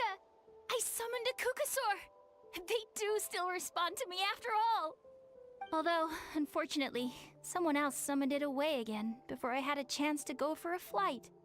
Oh, really? That is unfortunate. But if you can do it once, you can do it again. Keep at it, and you'll pass the trial eventually. You're right. You know, I almost thought about giving up, but I'm glad I didn't. Hey, Chaska, how's Koyer doing? Huh? Who are you? And how do you know my name? These are my, friends. The Traveler and Paimon. You came up in conversation the other day because I was telling them about up-and-coming warriors in our tribe. Oh, the Traveler, huh? So that's you. What do you mean up-and-coming? I'm closer to being wingless than I am to passing the trial. Anyway, we haven't met before, have we? You look so familiar somehow. Maybe you saw her in the stadium? Or anywhere, really. She's been all over Natlan lately, so it's not surprising that you've seen her around. If you say so.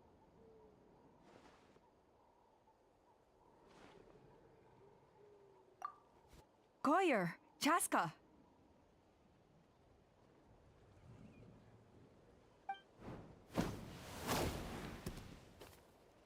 Here you are.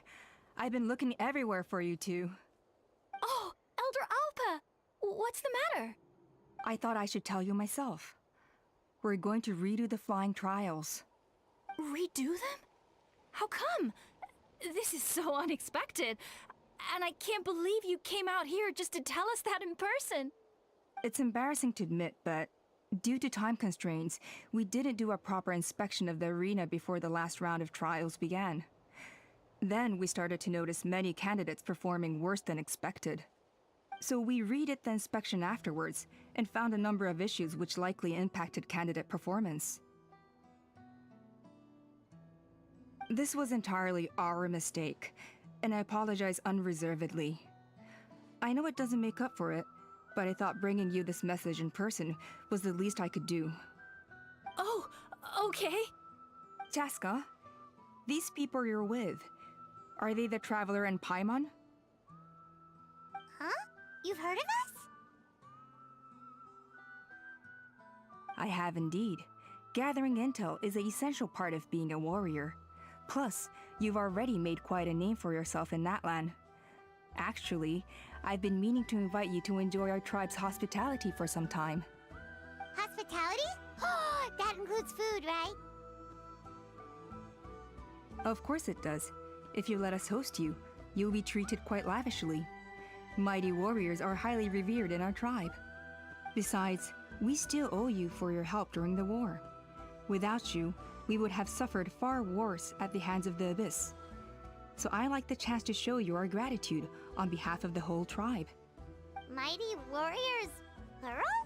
So Paimon counts too? Paimon's starting to like you a lot. That should go without saying. Your flying skills are the envy of our tribe.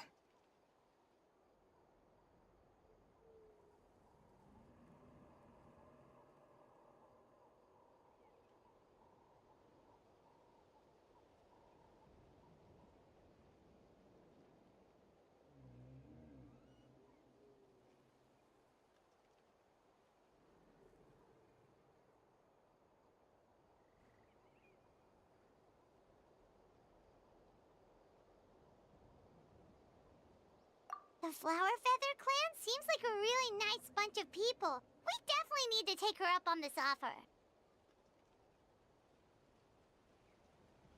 Well, I'd love to stay, but I'm afraid I still have to inform the other candidates about the retrials.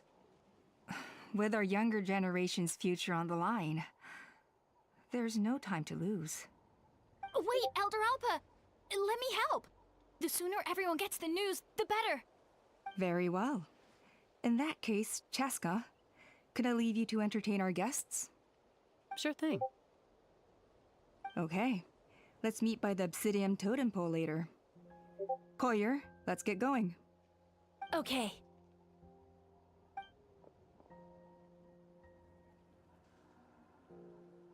Alright, they're out of earshot. I'm just gonna come out and ask. That Kukasaur who responded to Koyer's call, that was your doing, wasn't it?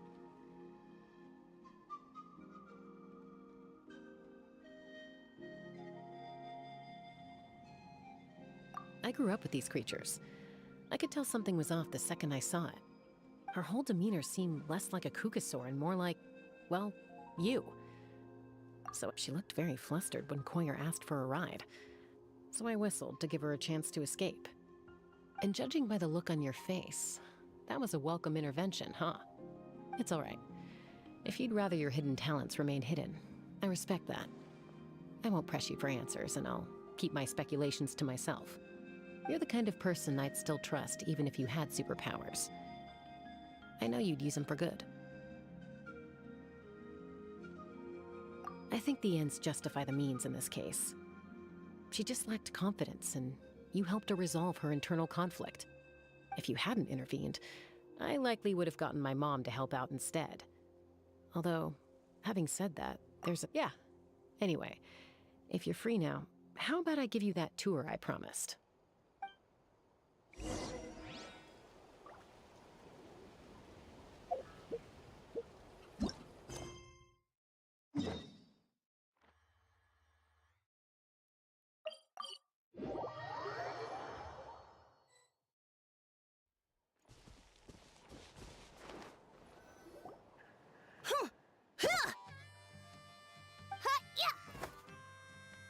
Ready?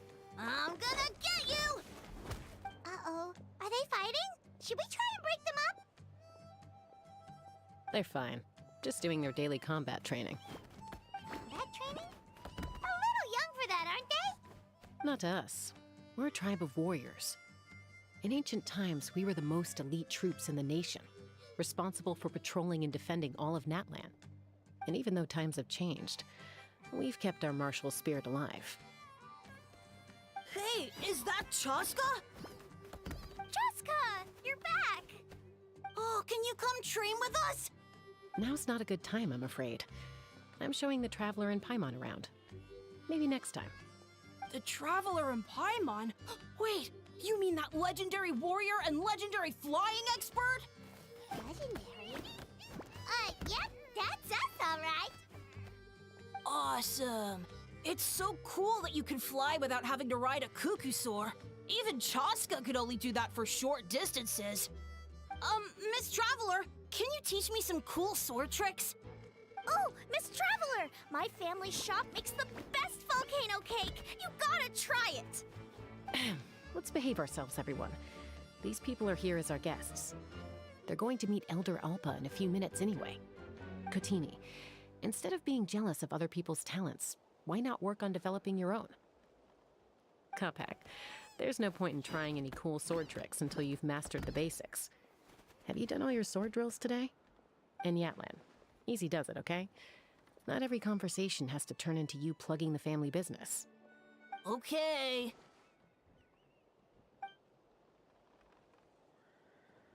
Sorry about those kids. They just got overexcited when they heard your name. Hope it didn't bother you too much. This is a volcano cake that Yatlan forced into my hands. She said to think of it as an apology gift. Whoa, it smells amazing! Traveler, you want some? Well, that's good. Yatlan will be thrilled.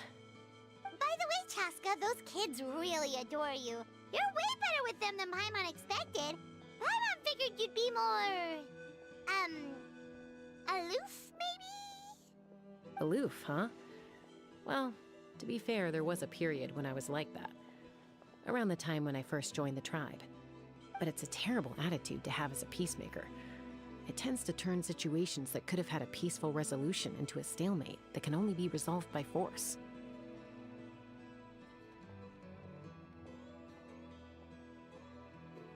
Yep, exactly.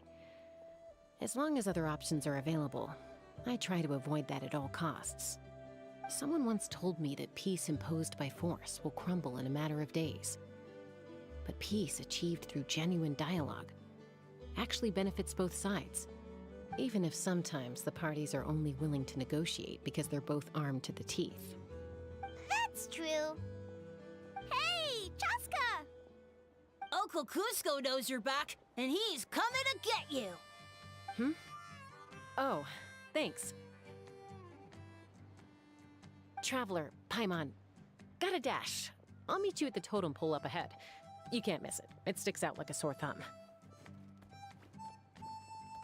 Wait, are you running away? First rule of conflict resolution?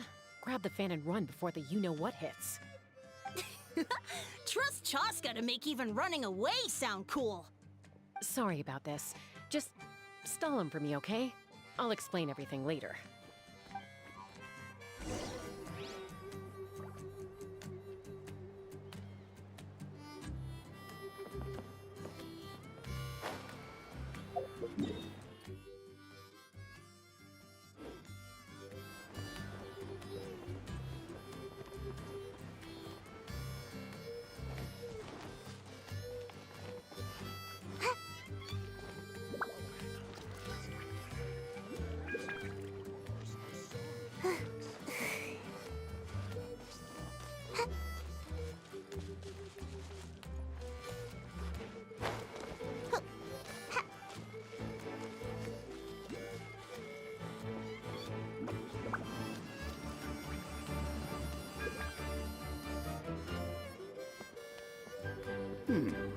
A golden-haired outlander and a white flying object. You must be the traveler in Paimon. I heard Chaska was with you, but I suppose she's run away again, has she? Sorry, who are you? Who am I? Only her father. She's supposed to go for a checkup every 3 months to see how her abyss condition is doing. We both agreed on it. But she's already missed 3 checkups this year. That's 3 out of 4.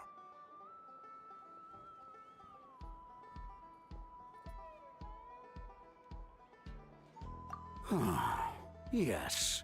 She got exposed to abyssal energy as a young child. Then her birth parents abandoned her. It's lucky those wild cucusaurs found her when they did, or she wouldn't have made it. They took her under their wing and raised her as one of their own. Eventually, some riders out on patrol spotted her and brought her back to the tribe. But she was practically feral at that point. The moment you took your eyes off her, she'd be getting herself into a fight, or she'd run away to be with the Saurians. She seemed to prefer them to her own kind. She might as well have been a Saurian in human form. That must be the aloof period she mentioned, right?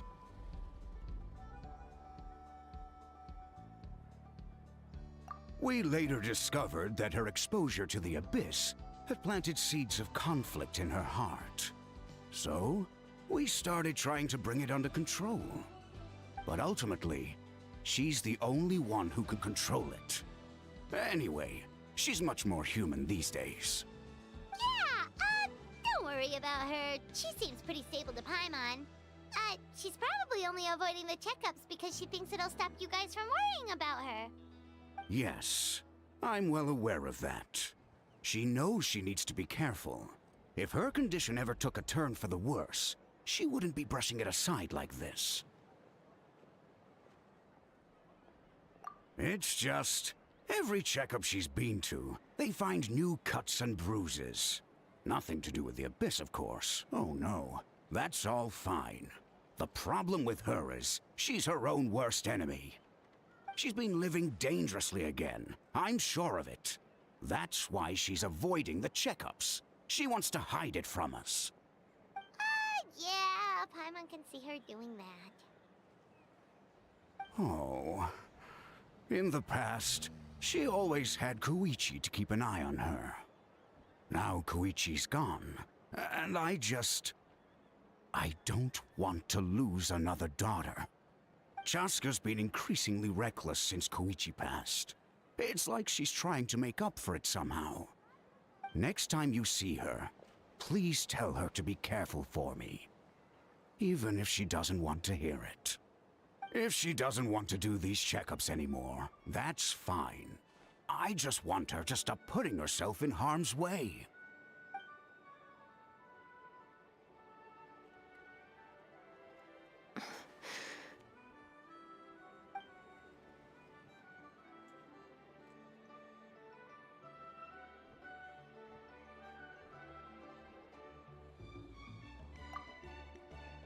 Whoa, where did the time go? We should be back up with Chaska before it gets any later. To get to the totem pole, we need to head north, right?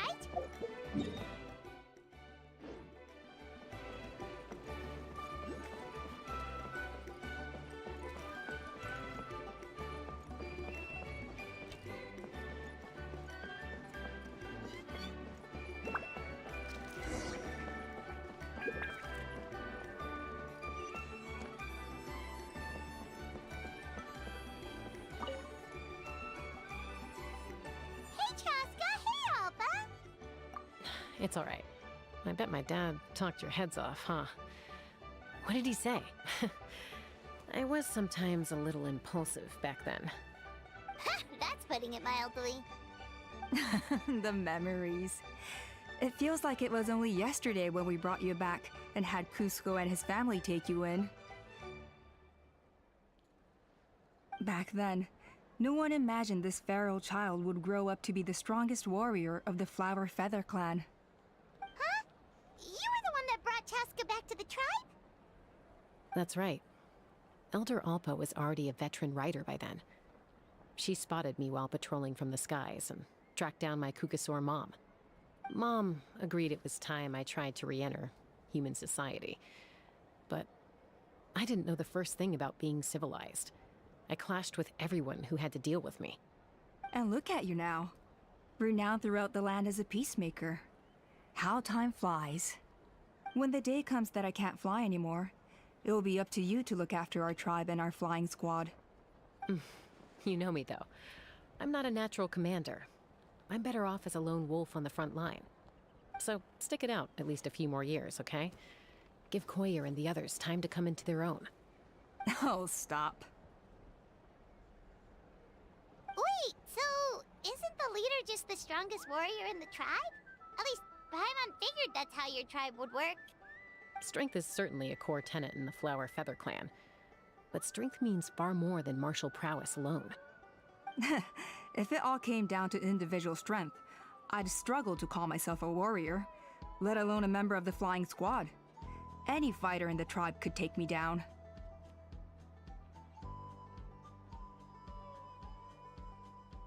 Well, sorry to disappoint you. It was something I aspired to at one point. So much so that I went adventuring in the Cinder City, Natlan, to try and prove myself. But it was foolish of me. I wasn't ready. I came back empty-handed and seriously injured. The fact that I survived was something, I suppose. But after that, I never seriously considered myself a strong fighter. And yet, you still managed to become the leader of the flying squad, thanks to your experience and determination. All while battling those old injuries. Don't you think that's a display of strength in its own right? Let's shelve this discussion for now. Traveler, Paimon, there are some simple refreshments on the table. Please help yourselves. Yes! Paimon was waiting for that part! They were for the snack stomach. The refreshment stomach still has plenty of space.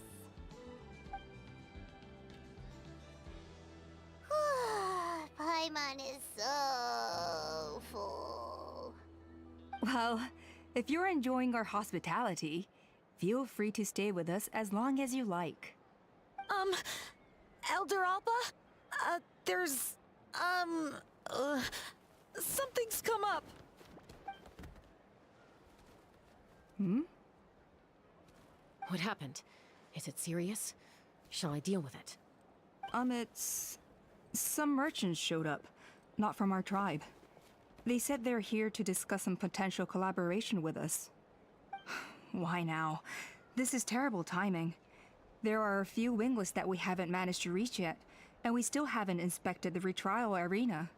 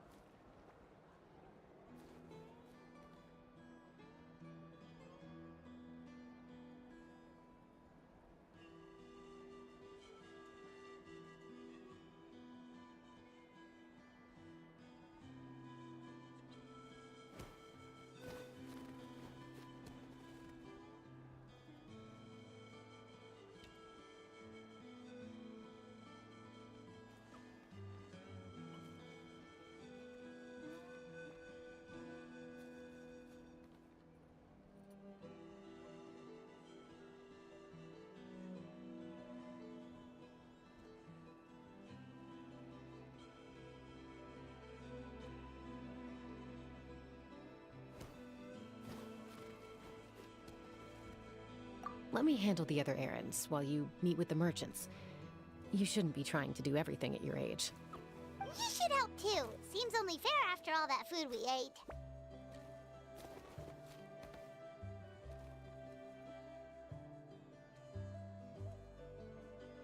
Huh.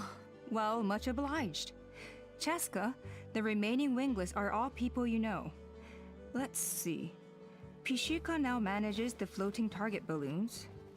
Waska's probably still addicted to Eyes on the Feathered Prize, and Junon spends her days up on the flying platform, staring at the Cinder City. I'll leave you to tell them the news.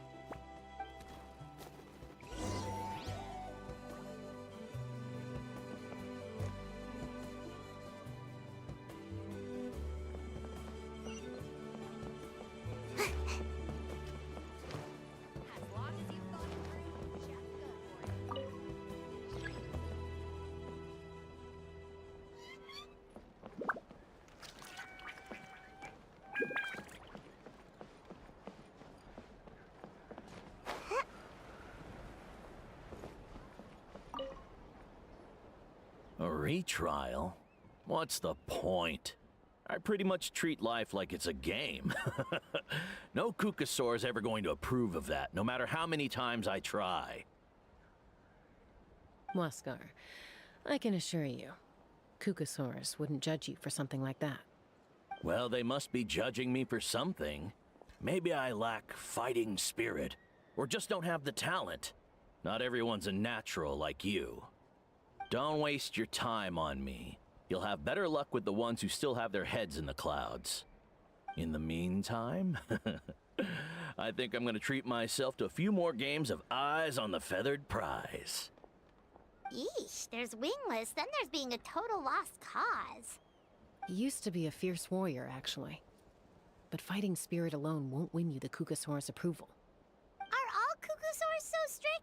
The ones in floating target balloons and Eyes on the Feathered Prize seem pretty chilled out. It's one thing to hang out and have fun, but quite another to take to the skies with a human life on your back. Giving a ride to someone who's unqualified endangers not only the rider, but also the Kukasaur themselves. If the rider makes a mistake, they both suffer the consequences. So we have a mutual understanding with the Kukasaurs. If someone isn't up to standard,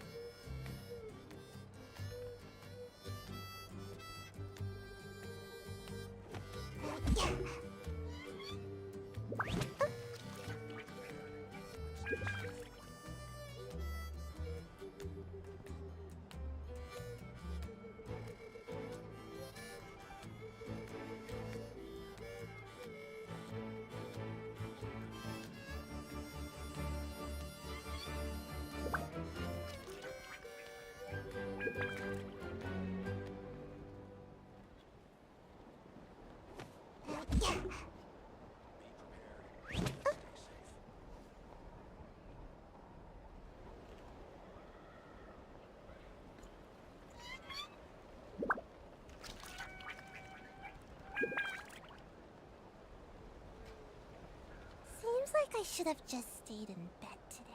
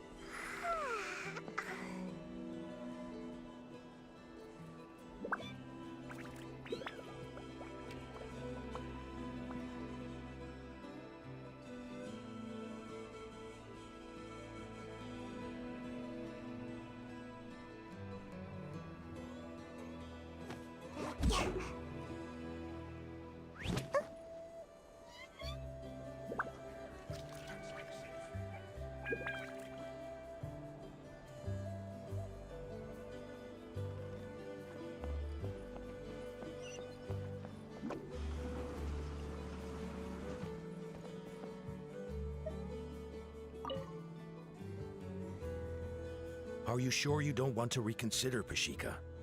I appreciate it, boss. But honestly, I'm pretty happy with my life nowadays. Pashika, they're redoing the flying trials. Huh? Utona? Ah, did Alpa send you? I was just telling Pashika the news, actually. The way things are with the tribe these days? I mean, you don't need me to tell you. This here is no future for a seasoned warrior like you. Ah, come on, boss. Do you have any idea how long it's been?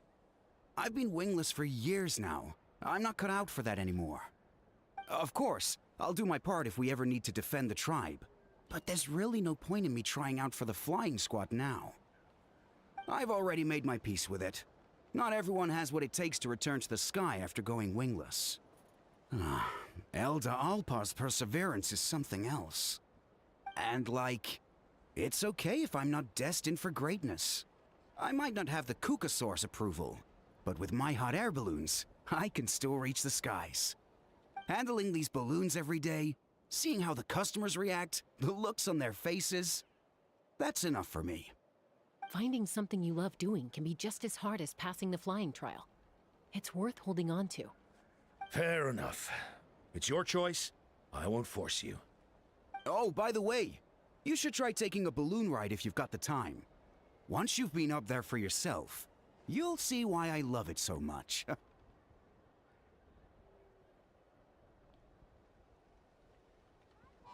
No problem. If you ever want to give it a try, you know where to find me.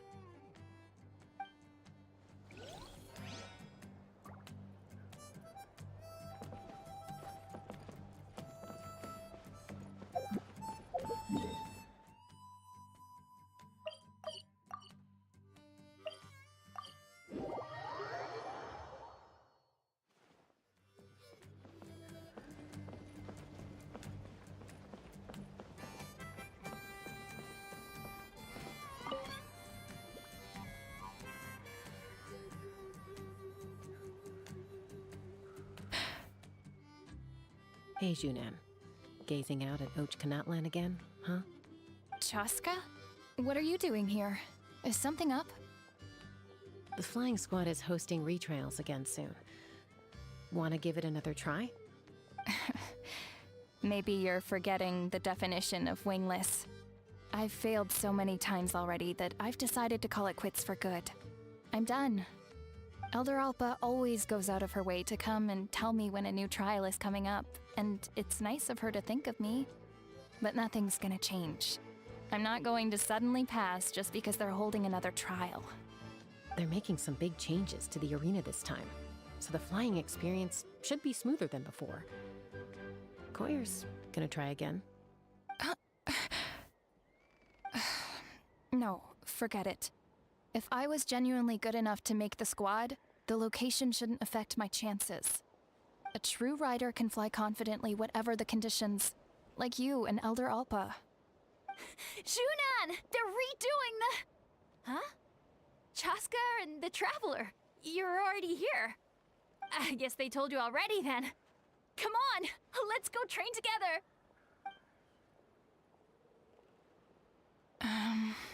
I'm gonna sit this one out. What? Why? But you've always looked up to Elder Alpa. She went wingless after her injury and spent years drifting, but even she came back and made it in the end. If she can do it, why can't you? I mean, I don't have that kind of perseverance. And besides, the last thing I want to do is fail in front of her yet again. Oh, come on.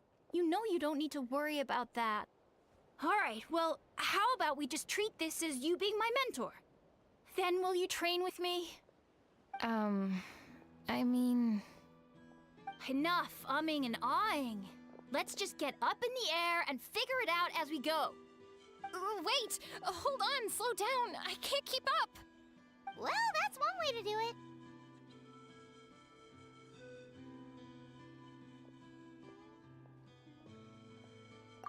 it. They've been best friends since they were kids. If anyone knows how to get Junan out of a rut, it's Koyer. You helped Koyer deal with her internal conflict, and now she's done the same for someone else. You know, people often talk about how one conflict leads to another and so on. But sometimes in life, things spiral in a good direction instead.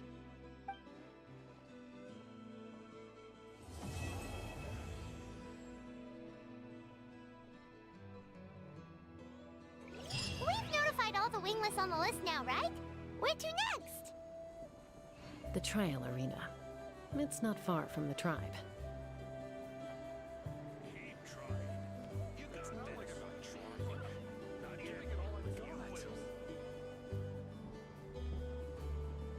Seems like I should have just stayed in bed today.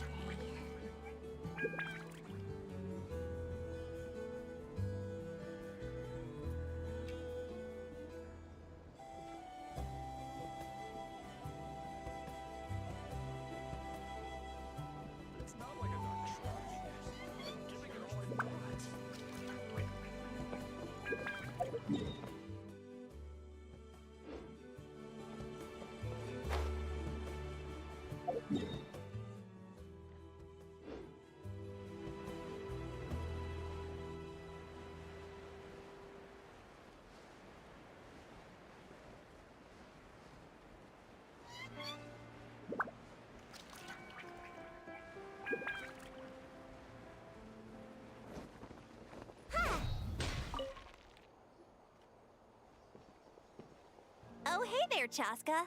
Did Elder Alpa send you?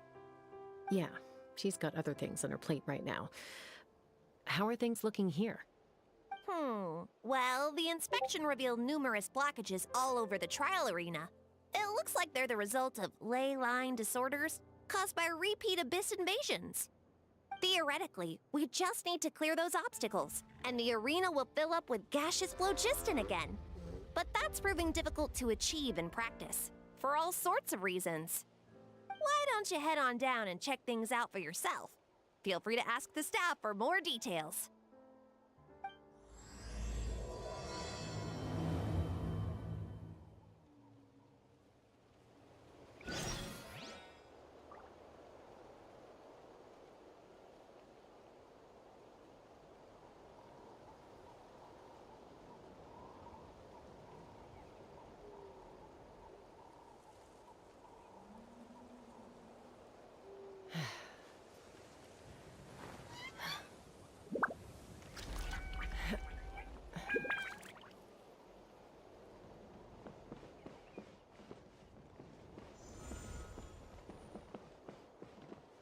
Let's fly!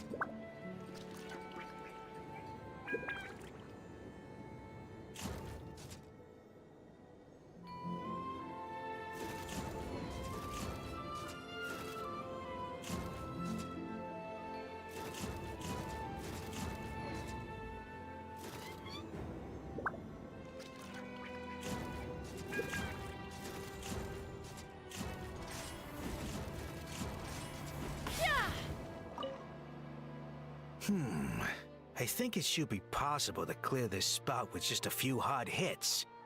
But there are signs of strange life in here. Meddling with it might be dangerous.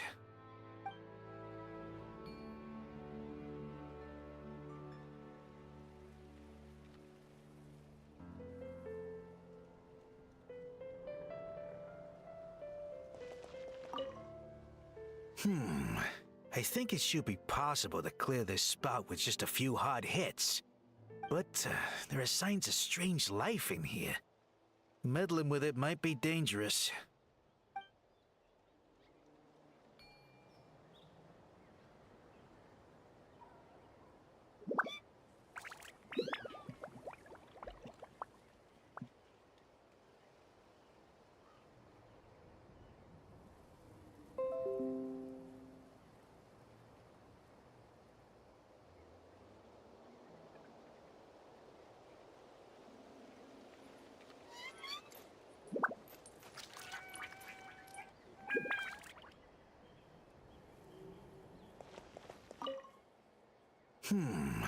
I think it should be possible to clear this spout with just a few hard hits. But there are signs of strange life in here. Meddling with it might be dangerous.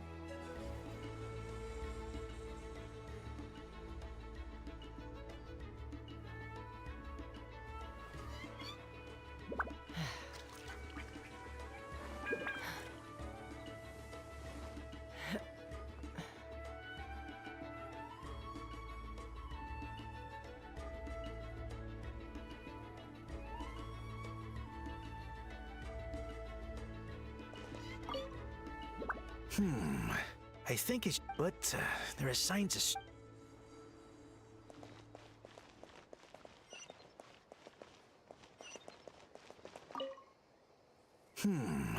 I think it should be possible to clear this... But there are signs of strange life in...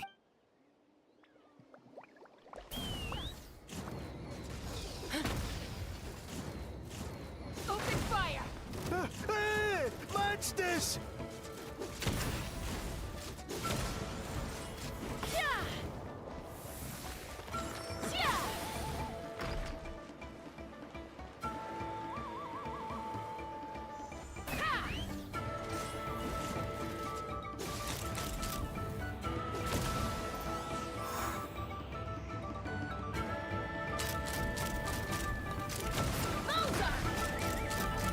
Bullseye!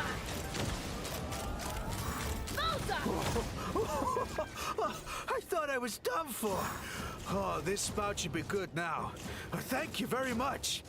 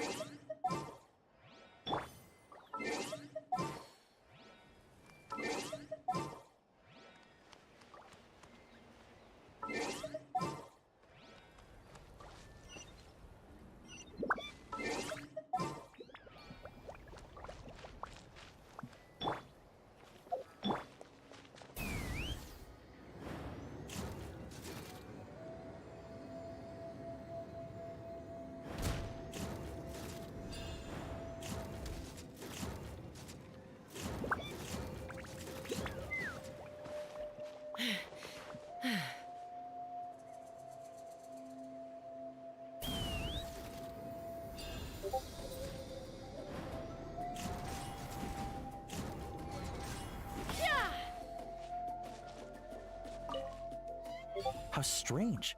Well, could be from the Children of Echoes. Maybe it got swept up here due to the ley line disturbances? And I did see those strange markings on the cliff. I can't think of a way to resolve this. Short of going all the way to the Children of Echoes to borrow it to Petlisaur.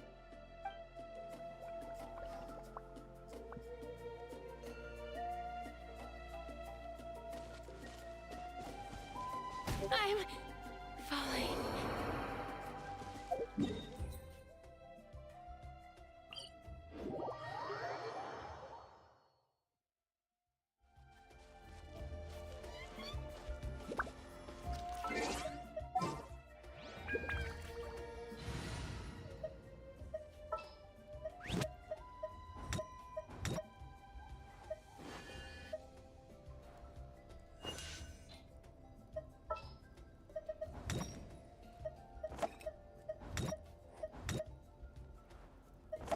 The hunt begins! Behold, the Princess Endeavor.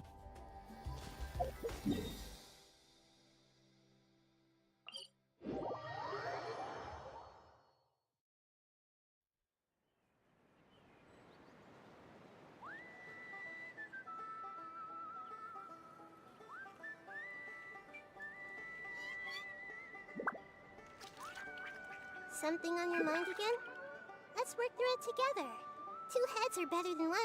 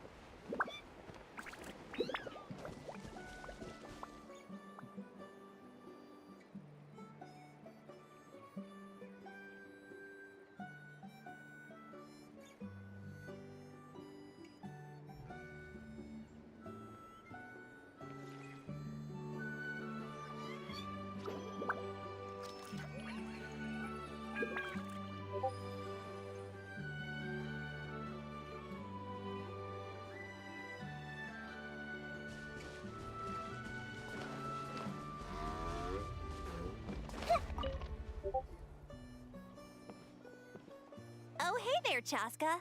Did Elder Alpa send you? Yeah, she's got other things on her plate right now. How are things looking here? Well, the inspection revealed numerous blockages all over the trial arena. It looks like they're the result of ley line disorders caused by repeat abyss invasions. Theoretically, we just need to clear those obstacles, and the arena will fill up with gaseous phlogiston again. But that's proving difficult to achieve in practice, for all sorts of reasons. Why don't you head on down and check things out for yourself? Feel free to ask the staff for more details.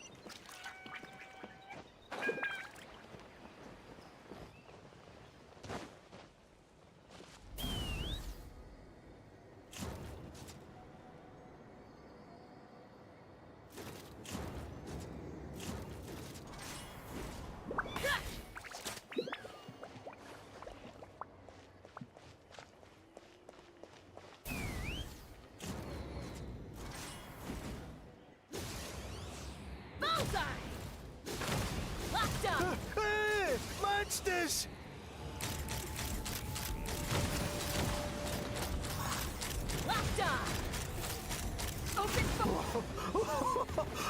I thought I was done for. Oh, this spout should be good now. Thank you very much.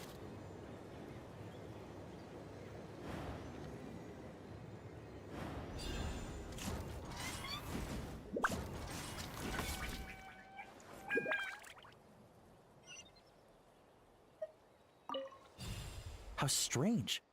Why is there so much solid phlogiston here? Well, could be from the Children of Echoes. Maybe it got swept up here due to the ley line disturbances? And I did see those strange markings on the cliff. I can't think of a way to resolve this. Short of going all the way to the Children of Echoes to borrow it to Petlisor.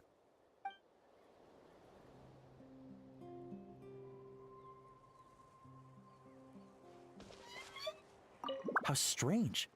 Why is there so much solid phlogiston here? Well, could be from the Children of Echoes. Maybe it got swept up here due to the ley line disturbances? And I did see those strange markings on the cliff. I can't think of a way to resolve this. Short of going all the way to the Children of Echoes to borrow it to Petlisor.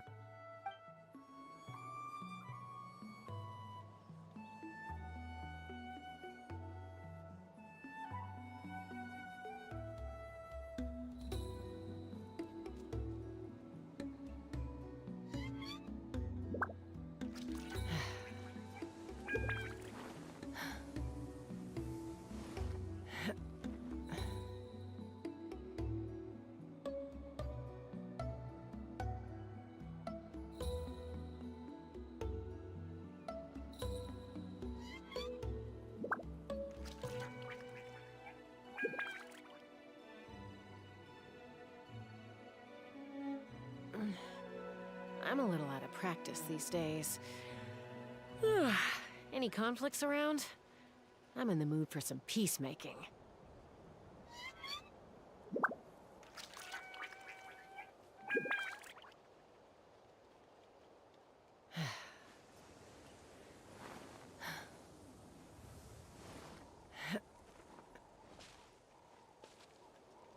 Take me up!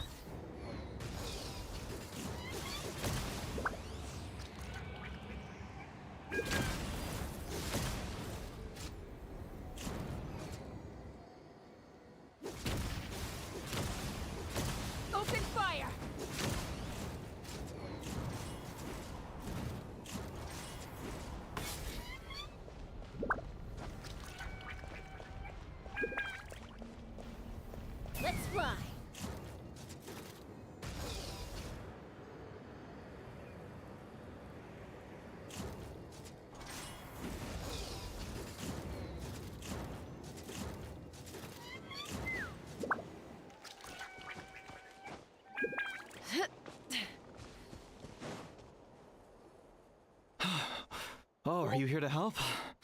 Thank goodness. There's no way I could do all this by myself. So the blockage here has to be cleared using a special bomb, but carrying explosives up that steep slope would be a recipe for disaster. If I dropped it or slipped and fell, I'd be blown to bits in an instant. So, my plan was to transport the bomb to the other side, then send it over in a hot air balloon. All I need now is for someone else to strike the balloon at the right moment, dropping the payload right on top of the spout, and problem solved. What do you think? Simple enough, right?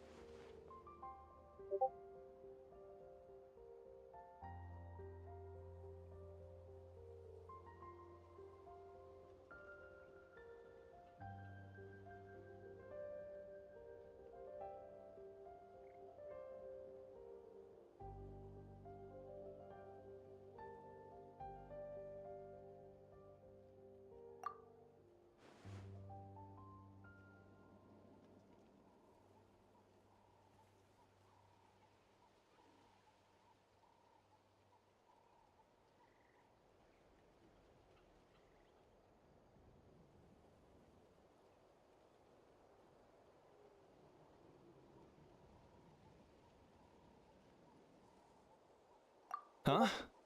Oh, that one. No, I've got no idea who that belongs to. Or how they got it up so high. I just wish I could fly up there and check out what kind of tech they're using. Ah, well. Getting the trial arena back in order is more important. I'll head over and set up now. Let me know when you're ready.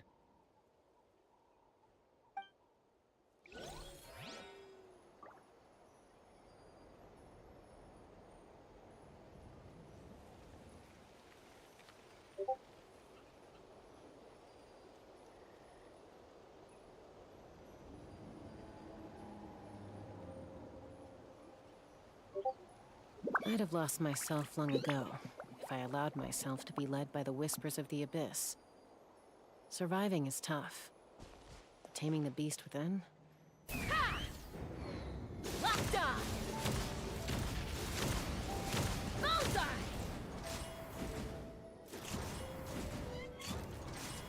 Yeah! All right! Get ready! All right!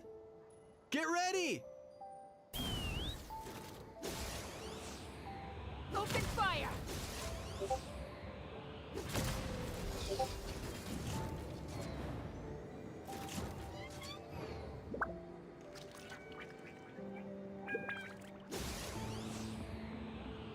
Locked on!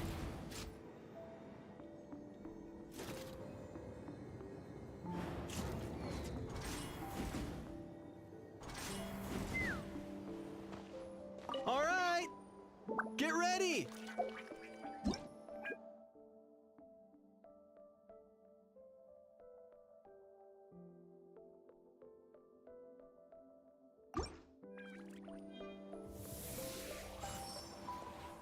Yeah! Yeah! Ha! Open fire!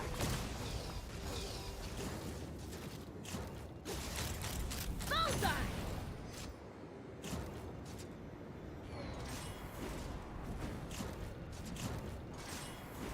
Ha!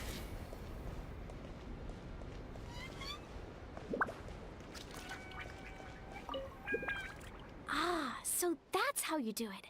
Amazing!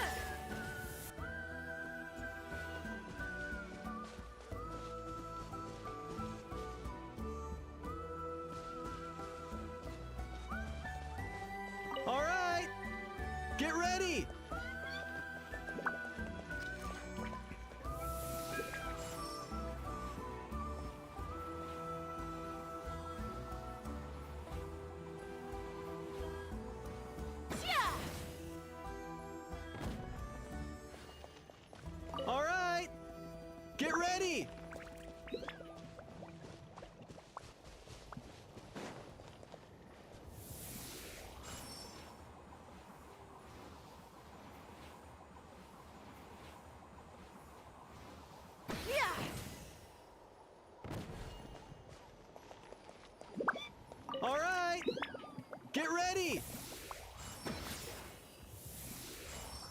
Yeah! Yeah!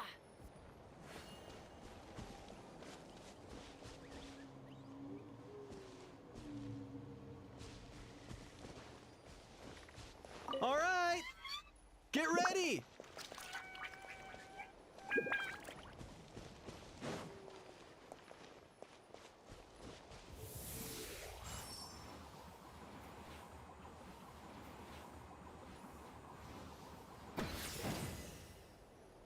The gaseous phlogiston is being replenished. Looks like all the spouts have been unblocked. Let's head back up.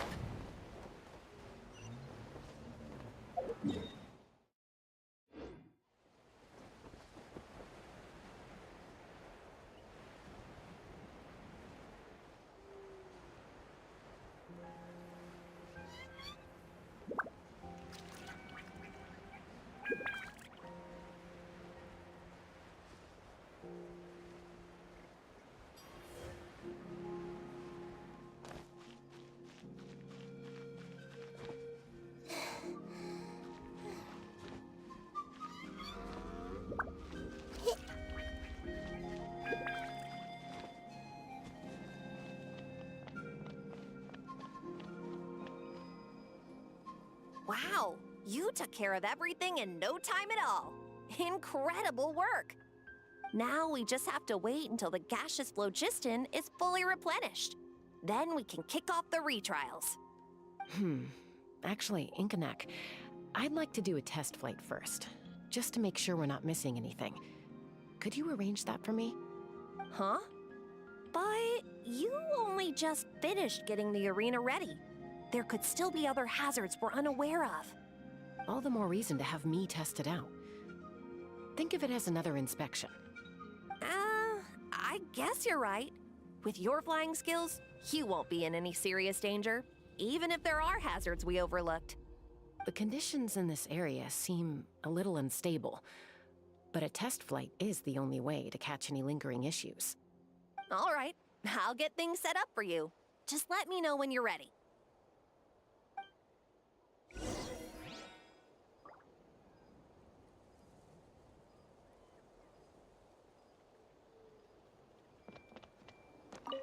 Are you ready? This should be a piece of... All right, then spread your wings and fly.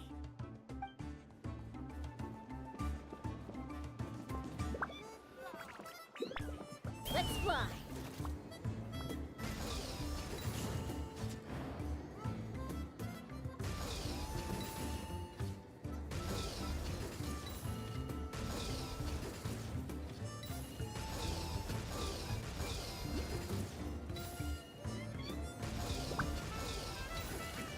Giddy up! Yeah!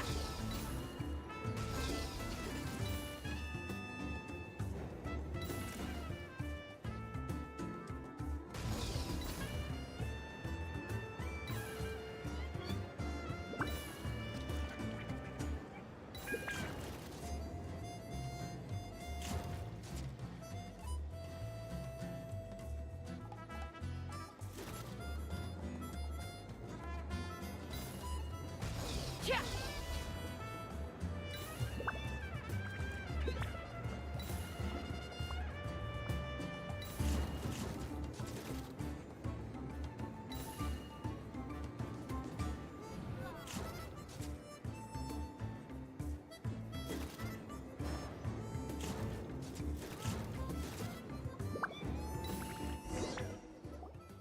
That was amazing. Paimon couldn't take her eye.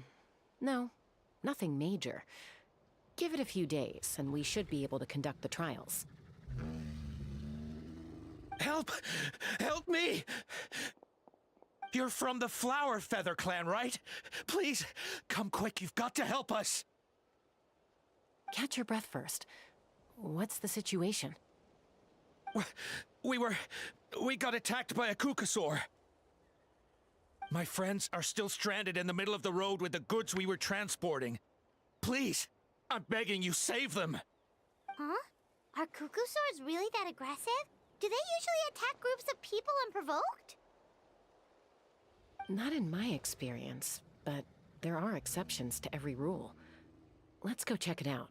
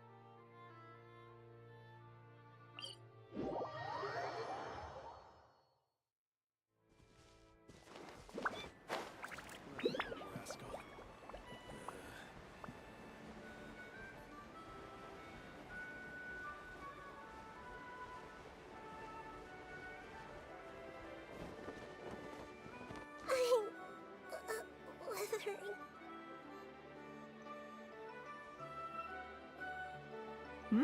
Tasca? Traveler? This is a surprise. Elder Alpa? Huh. So, where's this aggressive Kukusaur we've heard about? Already flew away.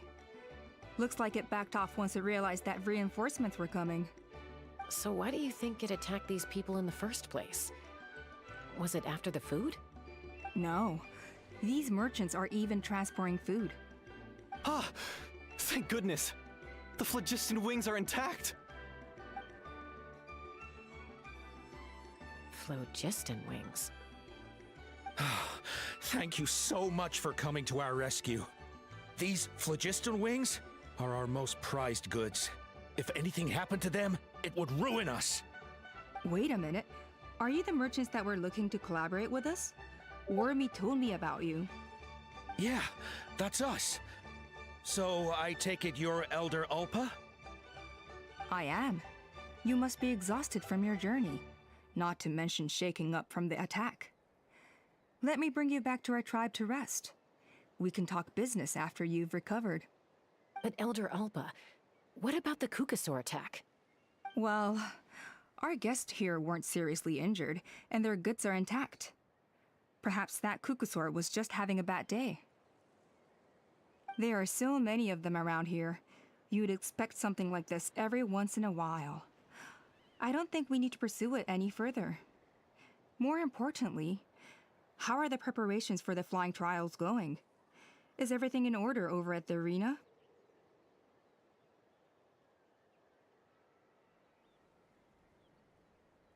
Huh? Did you say flying trials? What a coincidence! Sounds like a perfect use case for our phlogiston wings. You'll be pleasantly surprised by what they can do. Oh, really? Now I'm intrigued. Well then, let's forget all about this Kukusaur attack for now. We have some serious business to discuss.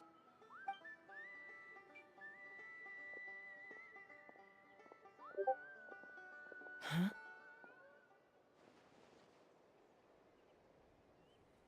So that's it? That all went smoother than expected. Well, guess we'd better get going. Huh? Chaska?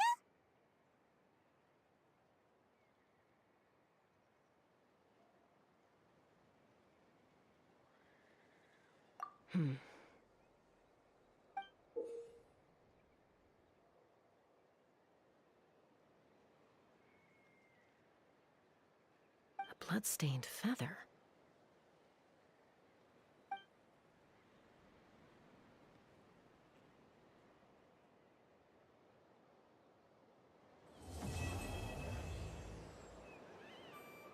Ouch!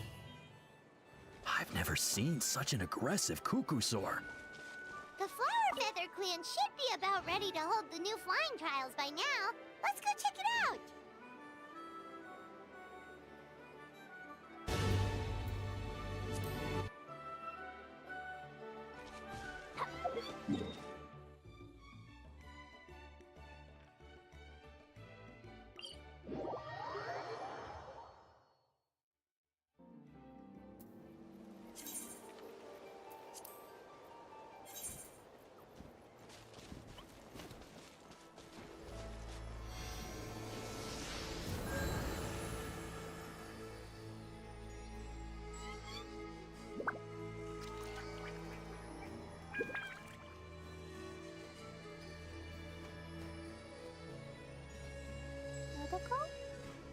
Protocol, where are you?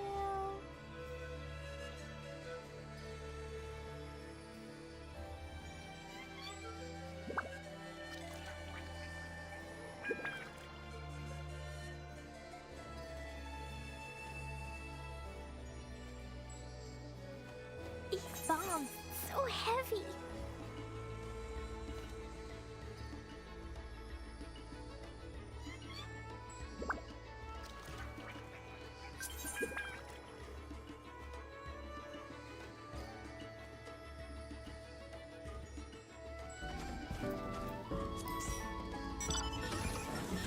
Do you want to come fish blasting with me? I'll get grounded for a whole day, but it's way worth it because the fish taste so good.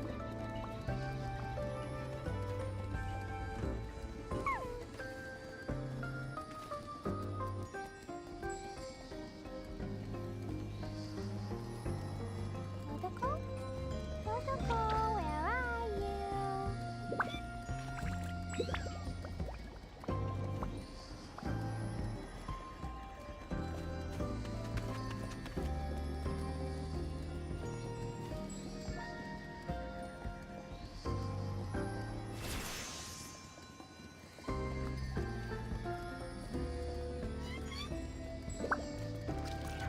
Explosion inside city wall. Grounded be thy woe. Explosions can hurt people. Gin can be dreadful. Mondstadt be bombed. Klee be doomed. Those are the survival rules that the Knights of Favonius gave me. Protocol? Protocol, where are you?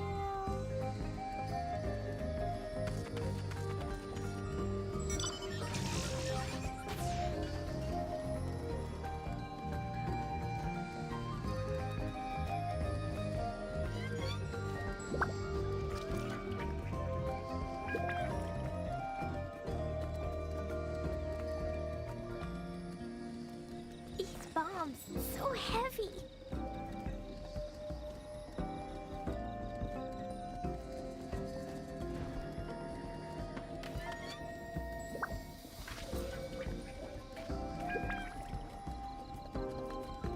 Protocol? Protocol, where are you?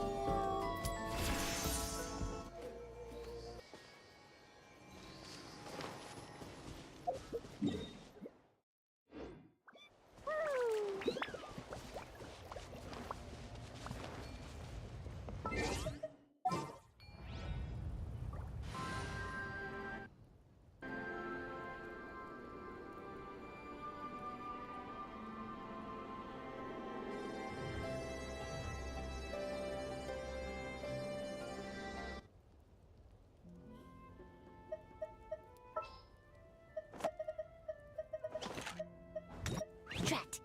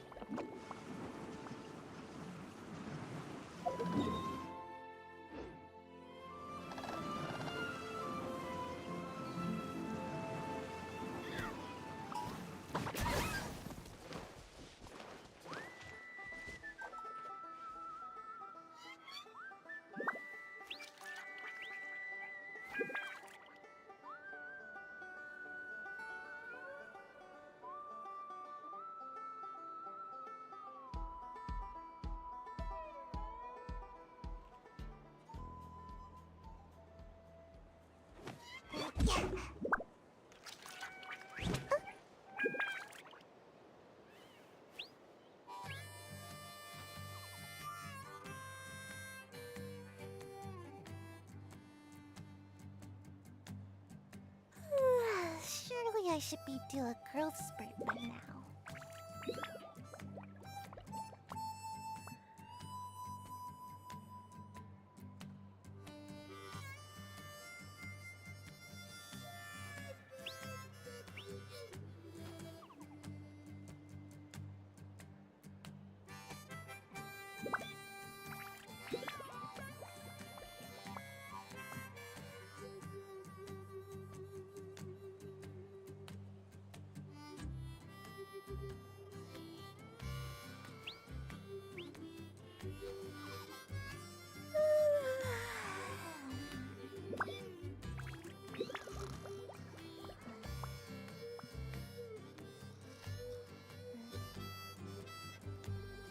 Surely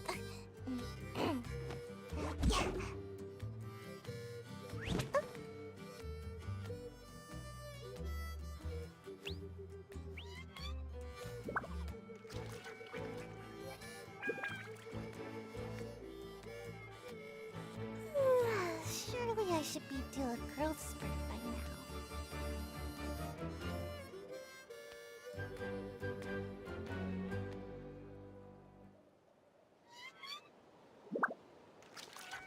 Phew.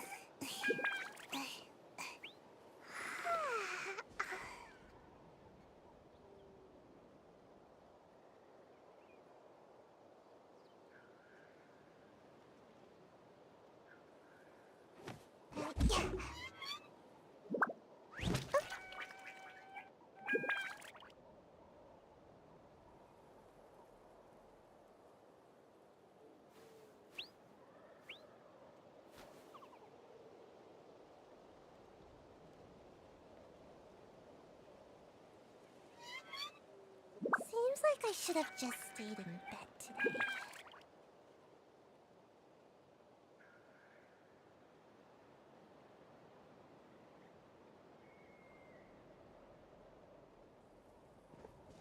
Phew.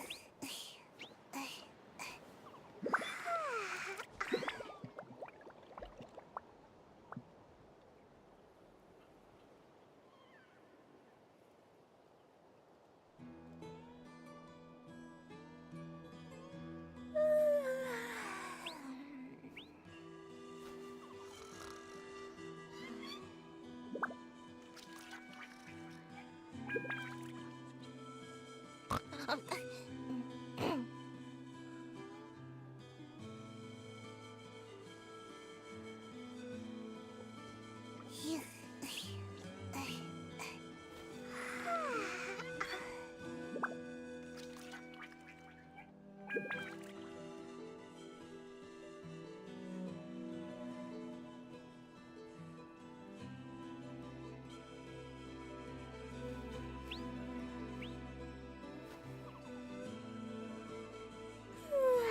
Surely I should be due a growth spurt by now.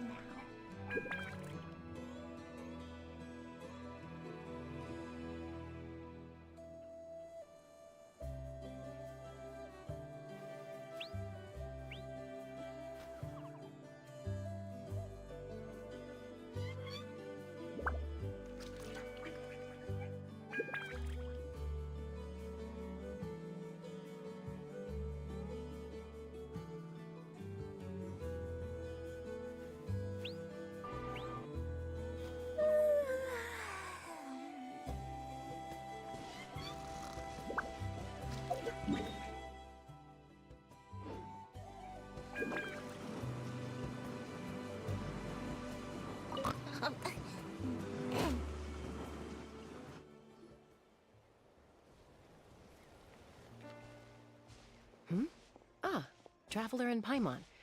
You came. Yep, and it looks like we made it just in time. Although, can't say the same for the Cuckoosaurs. Bit of a low turnout, huh? Yeah, you'll see why soon enough. All right, get ready. 3, 2, 1, fly! Whoa! We're really flying! I feel light as a feather. I'm flying without a Cuckoosaur. These phlogiston wings are awesome! What's going on? Paimon can barely believe her eyes. How did they fly all on their own?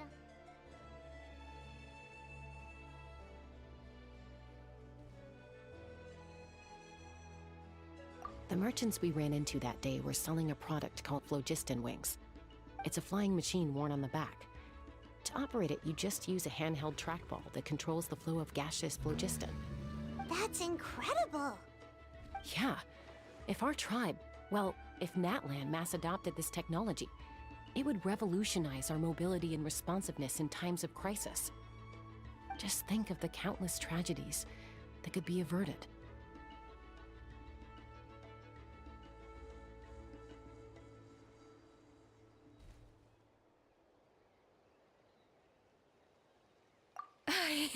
I feel like I'm dreaming. Did I really just fly on my own without the help of a Kukasaur? You'd better believe it! Plus, you just passed a flying trial! Right, Elder Alpa? Elder Alpa? Should this really count as a pass? If we did the trial using phlogiston wings? Why not? The scoring rubric is about flying performance. It doesn't specifically say you have to ride a Kukasaur, does it? Yeah, maybe, but... I mean, even Chaska had to ride a Kukasaur in a trial, right? And the whole point of the trial is to test both your flying technique and your ability to work with a Saurian companion. Well, if we can fly by ourselves, maybe we don't need to test the ladder anymore. Chaska, Traveler, what are your thoughts on this new invention?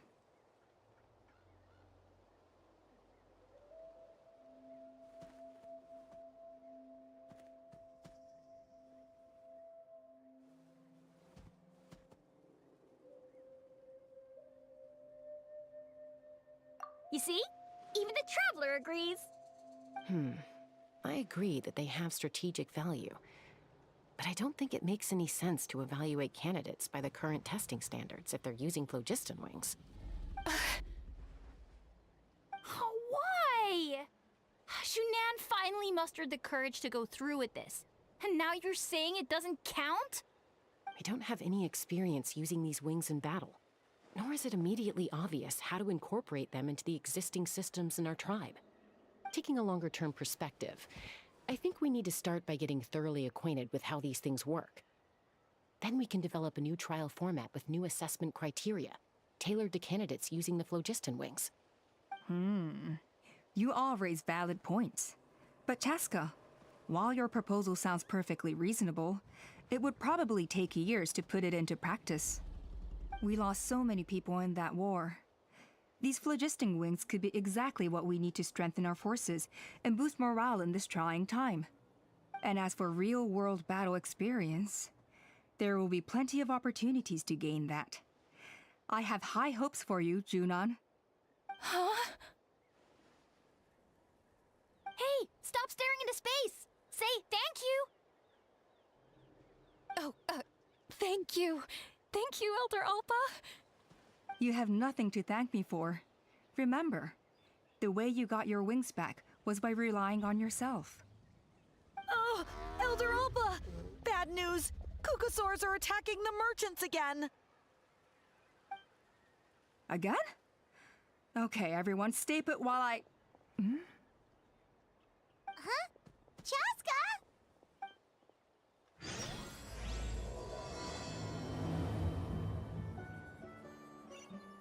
Why did Chaska rush off like that? And then Elder Alpa and the others too? Anyway, let's go see what this is all about.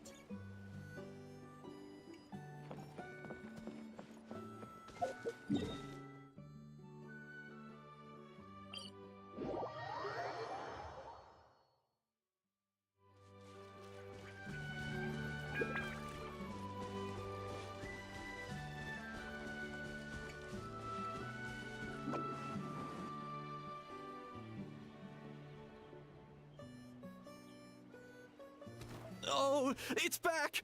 It found us again! Run! Get out of here!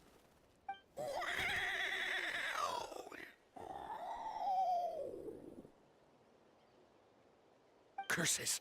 She's really riled up this time. Hey! Stop running! We'll never outrun a creature with wings! Get back here and let's fight!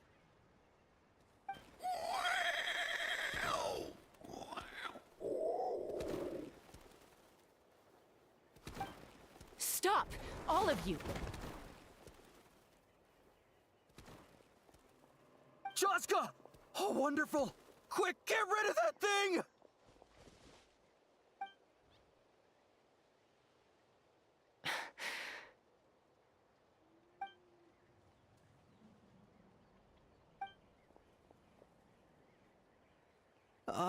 What's going on? Why isn't she doing anything? So it really is you. sister. Wait, sister? That Kukusaur is Chaska's sister?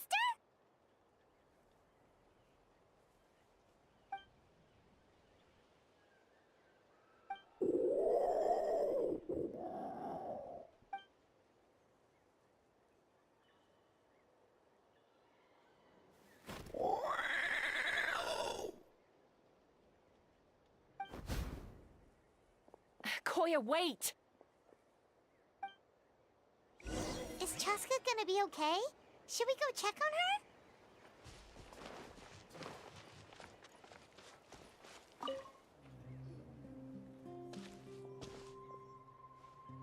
Chaska, are you okay? I'm fine. Sorry for making you worry. No point. She's an expert at hiding her tracks. Once she's shaken you off, you'll never catch up to her. At least, I always used to lose to her at hide-and-seek when we were kids. Well, yeah. You know I was raised by Kukusaurs. Anyway, she and I grew up in the nest together. Her name's Koya, and she's my big sister. We played together all the time, chasing each other through treetops or mountaintops. It felt like it would go on that way forever. Not all Kukusaurs are friendly towards people. Koya, for instance, she's fine with me because we grew up around each other, but she's not fond of other humans. When Mom decided to send me away, Koya strongly protested, and after I left, she became more and more reluctant to interact with humans. Maybe she thinks that humans stole you away from her. It's a possibility, but in any case, we still stayed best friends at first. I had a hard time adjusting to life in the tribe. So whenever something went wrong, I'd run off into the wild and vent to Koya. Ah, so that's what Uncle Cusco was talking about. He said you seemed to prefer hanging out with Saurians to your own kind back then. Yeah, I did. But then, gradually, everything changed. With a new mom and dad, a new tribe, and Koichi, I started getting curious about these humans. I made an effort to understand their behavior. The more time I spent with them, the less I spent with Koya. And then, one day, it was Koya's turn to leave the nest. She sought me out and asked if I was willing to leave the tribe and go live in the wilderness with her. As far as I can remember, that was the first time she ever approached a human settlement on purpose. So, how did you answer her? Well, I wouldn't be standing here talking to you if I'd said yes.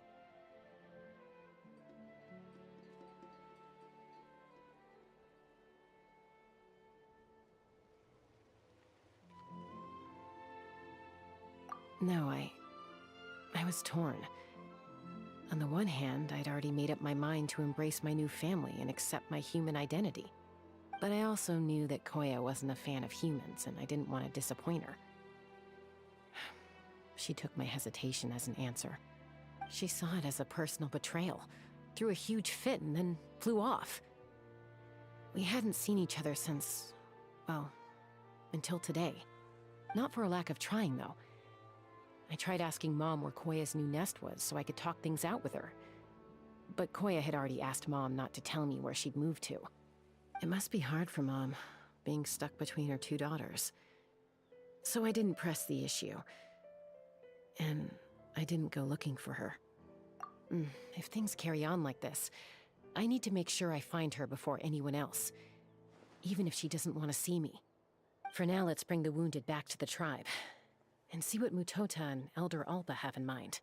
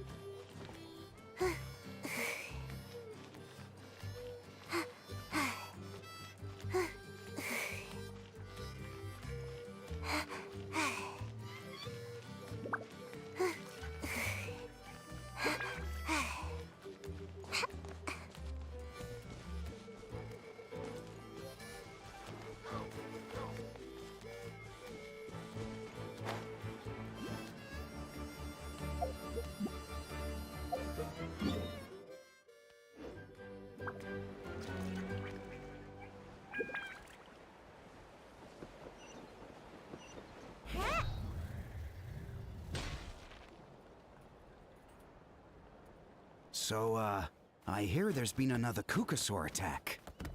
Ha! I knew it! They're wild animals, and they can't be trusted. Hey, show a little respect. The Kukasaurs are our partners. Maybe in the flying squad, but they don't give a hoot about the rest of us. Well, now that we have the phlogiston wings, do we even need the Kukasaurs anymore? Are you kidding? How are we supposed to protect our tribe without them? I didn't mean it like that. Huh? Protect our tribe? Or are you just scared that your precious flying squad will lose its prestigious position? You take that back! Things are changing so quickly. Chaska, there's a conflict emerging there. Aren't you going to nip it in the bud? The whole tribe's talking about this now. Breaking up a single fight won't solve anything. The real source of conflict here is the phlogiston wings, and what happened with Koya. On any other day, people would just brush this attack aside. After all, clashes between wild Kukasaurs and humans are no more common than those between people. But now that the phlogiston wings have entered the equation, it's sparked a debate over whether our tribe needs the Kukasaurs at all. I worry that we risk repeating the mistakes of the Cinder City. Back then, Lord Ochkon's hatred of the Saurians nearly destroyed the peace forged by the Pyro Archon. Chaska, to prevent things from deteriorating further, I'd like to task you with restoring peace to the tribe. I will. Traveler, you've already done so much for Natlan, and the Flower Feather clan has no right to ask more of you. But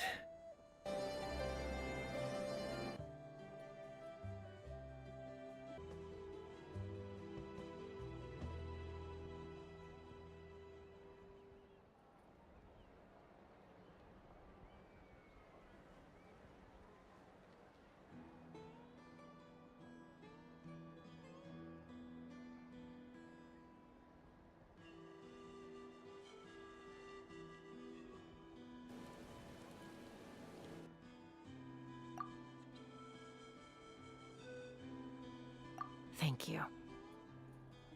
And don't forget about Paimon. Just leave this to us. This whole situation has unfolded so quickly that it's put us on a back foot. To tell the truth, it makes me a little suspicious. You think someone might have orchestrated all this? It's possible. Leave it with me. I'll look into it. Also, Chaska, could you try to keep a low profile while you're out there digging around?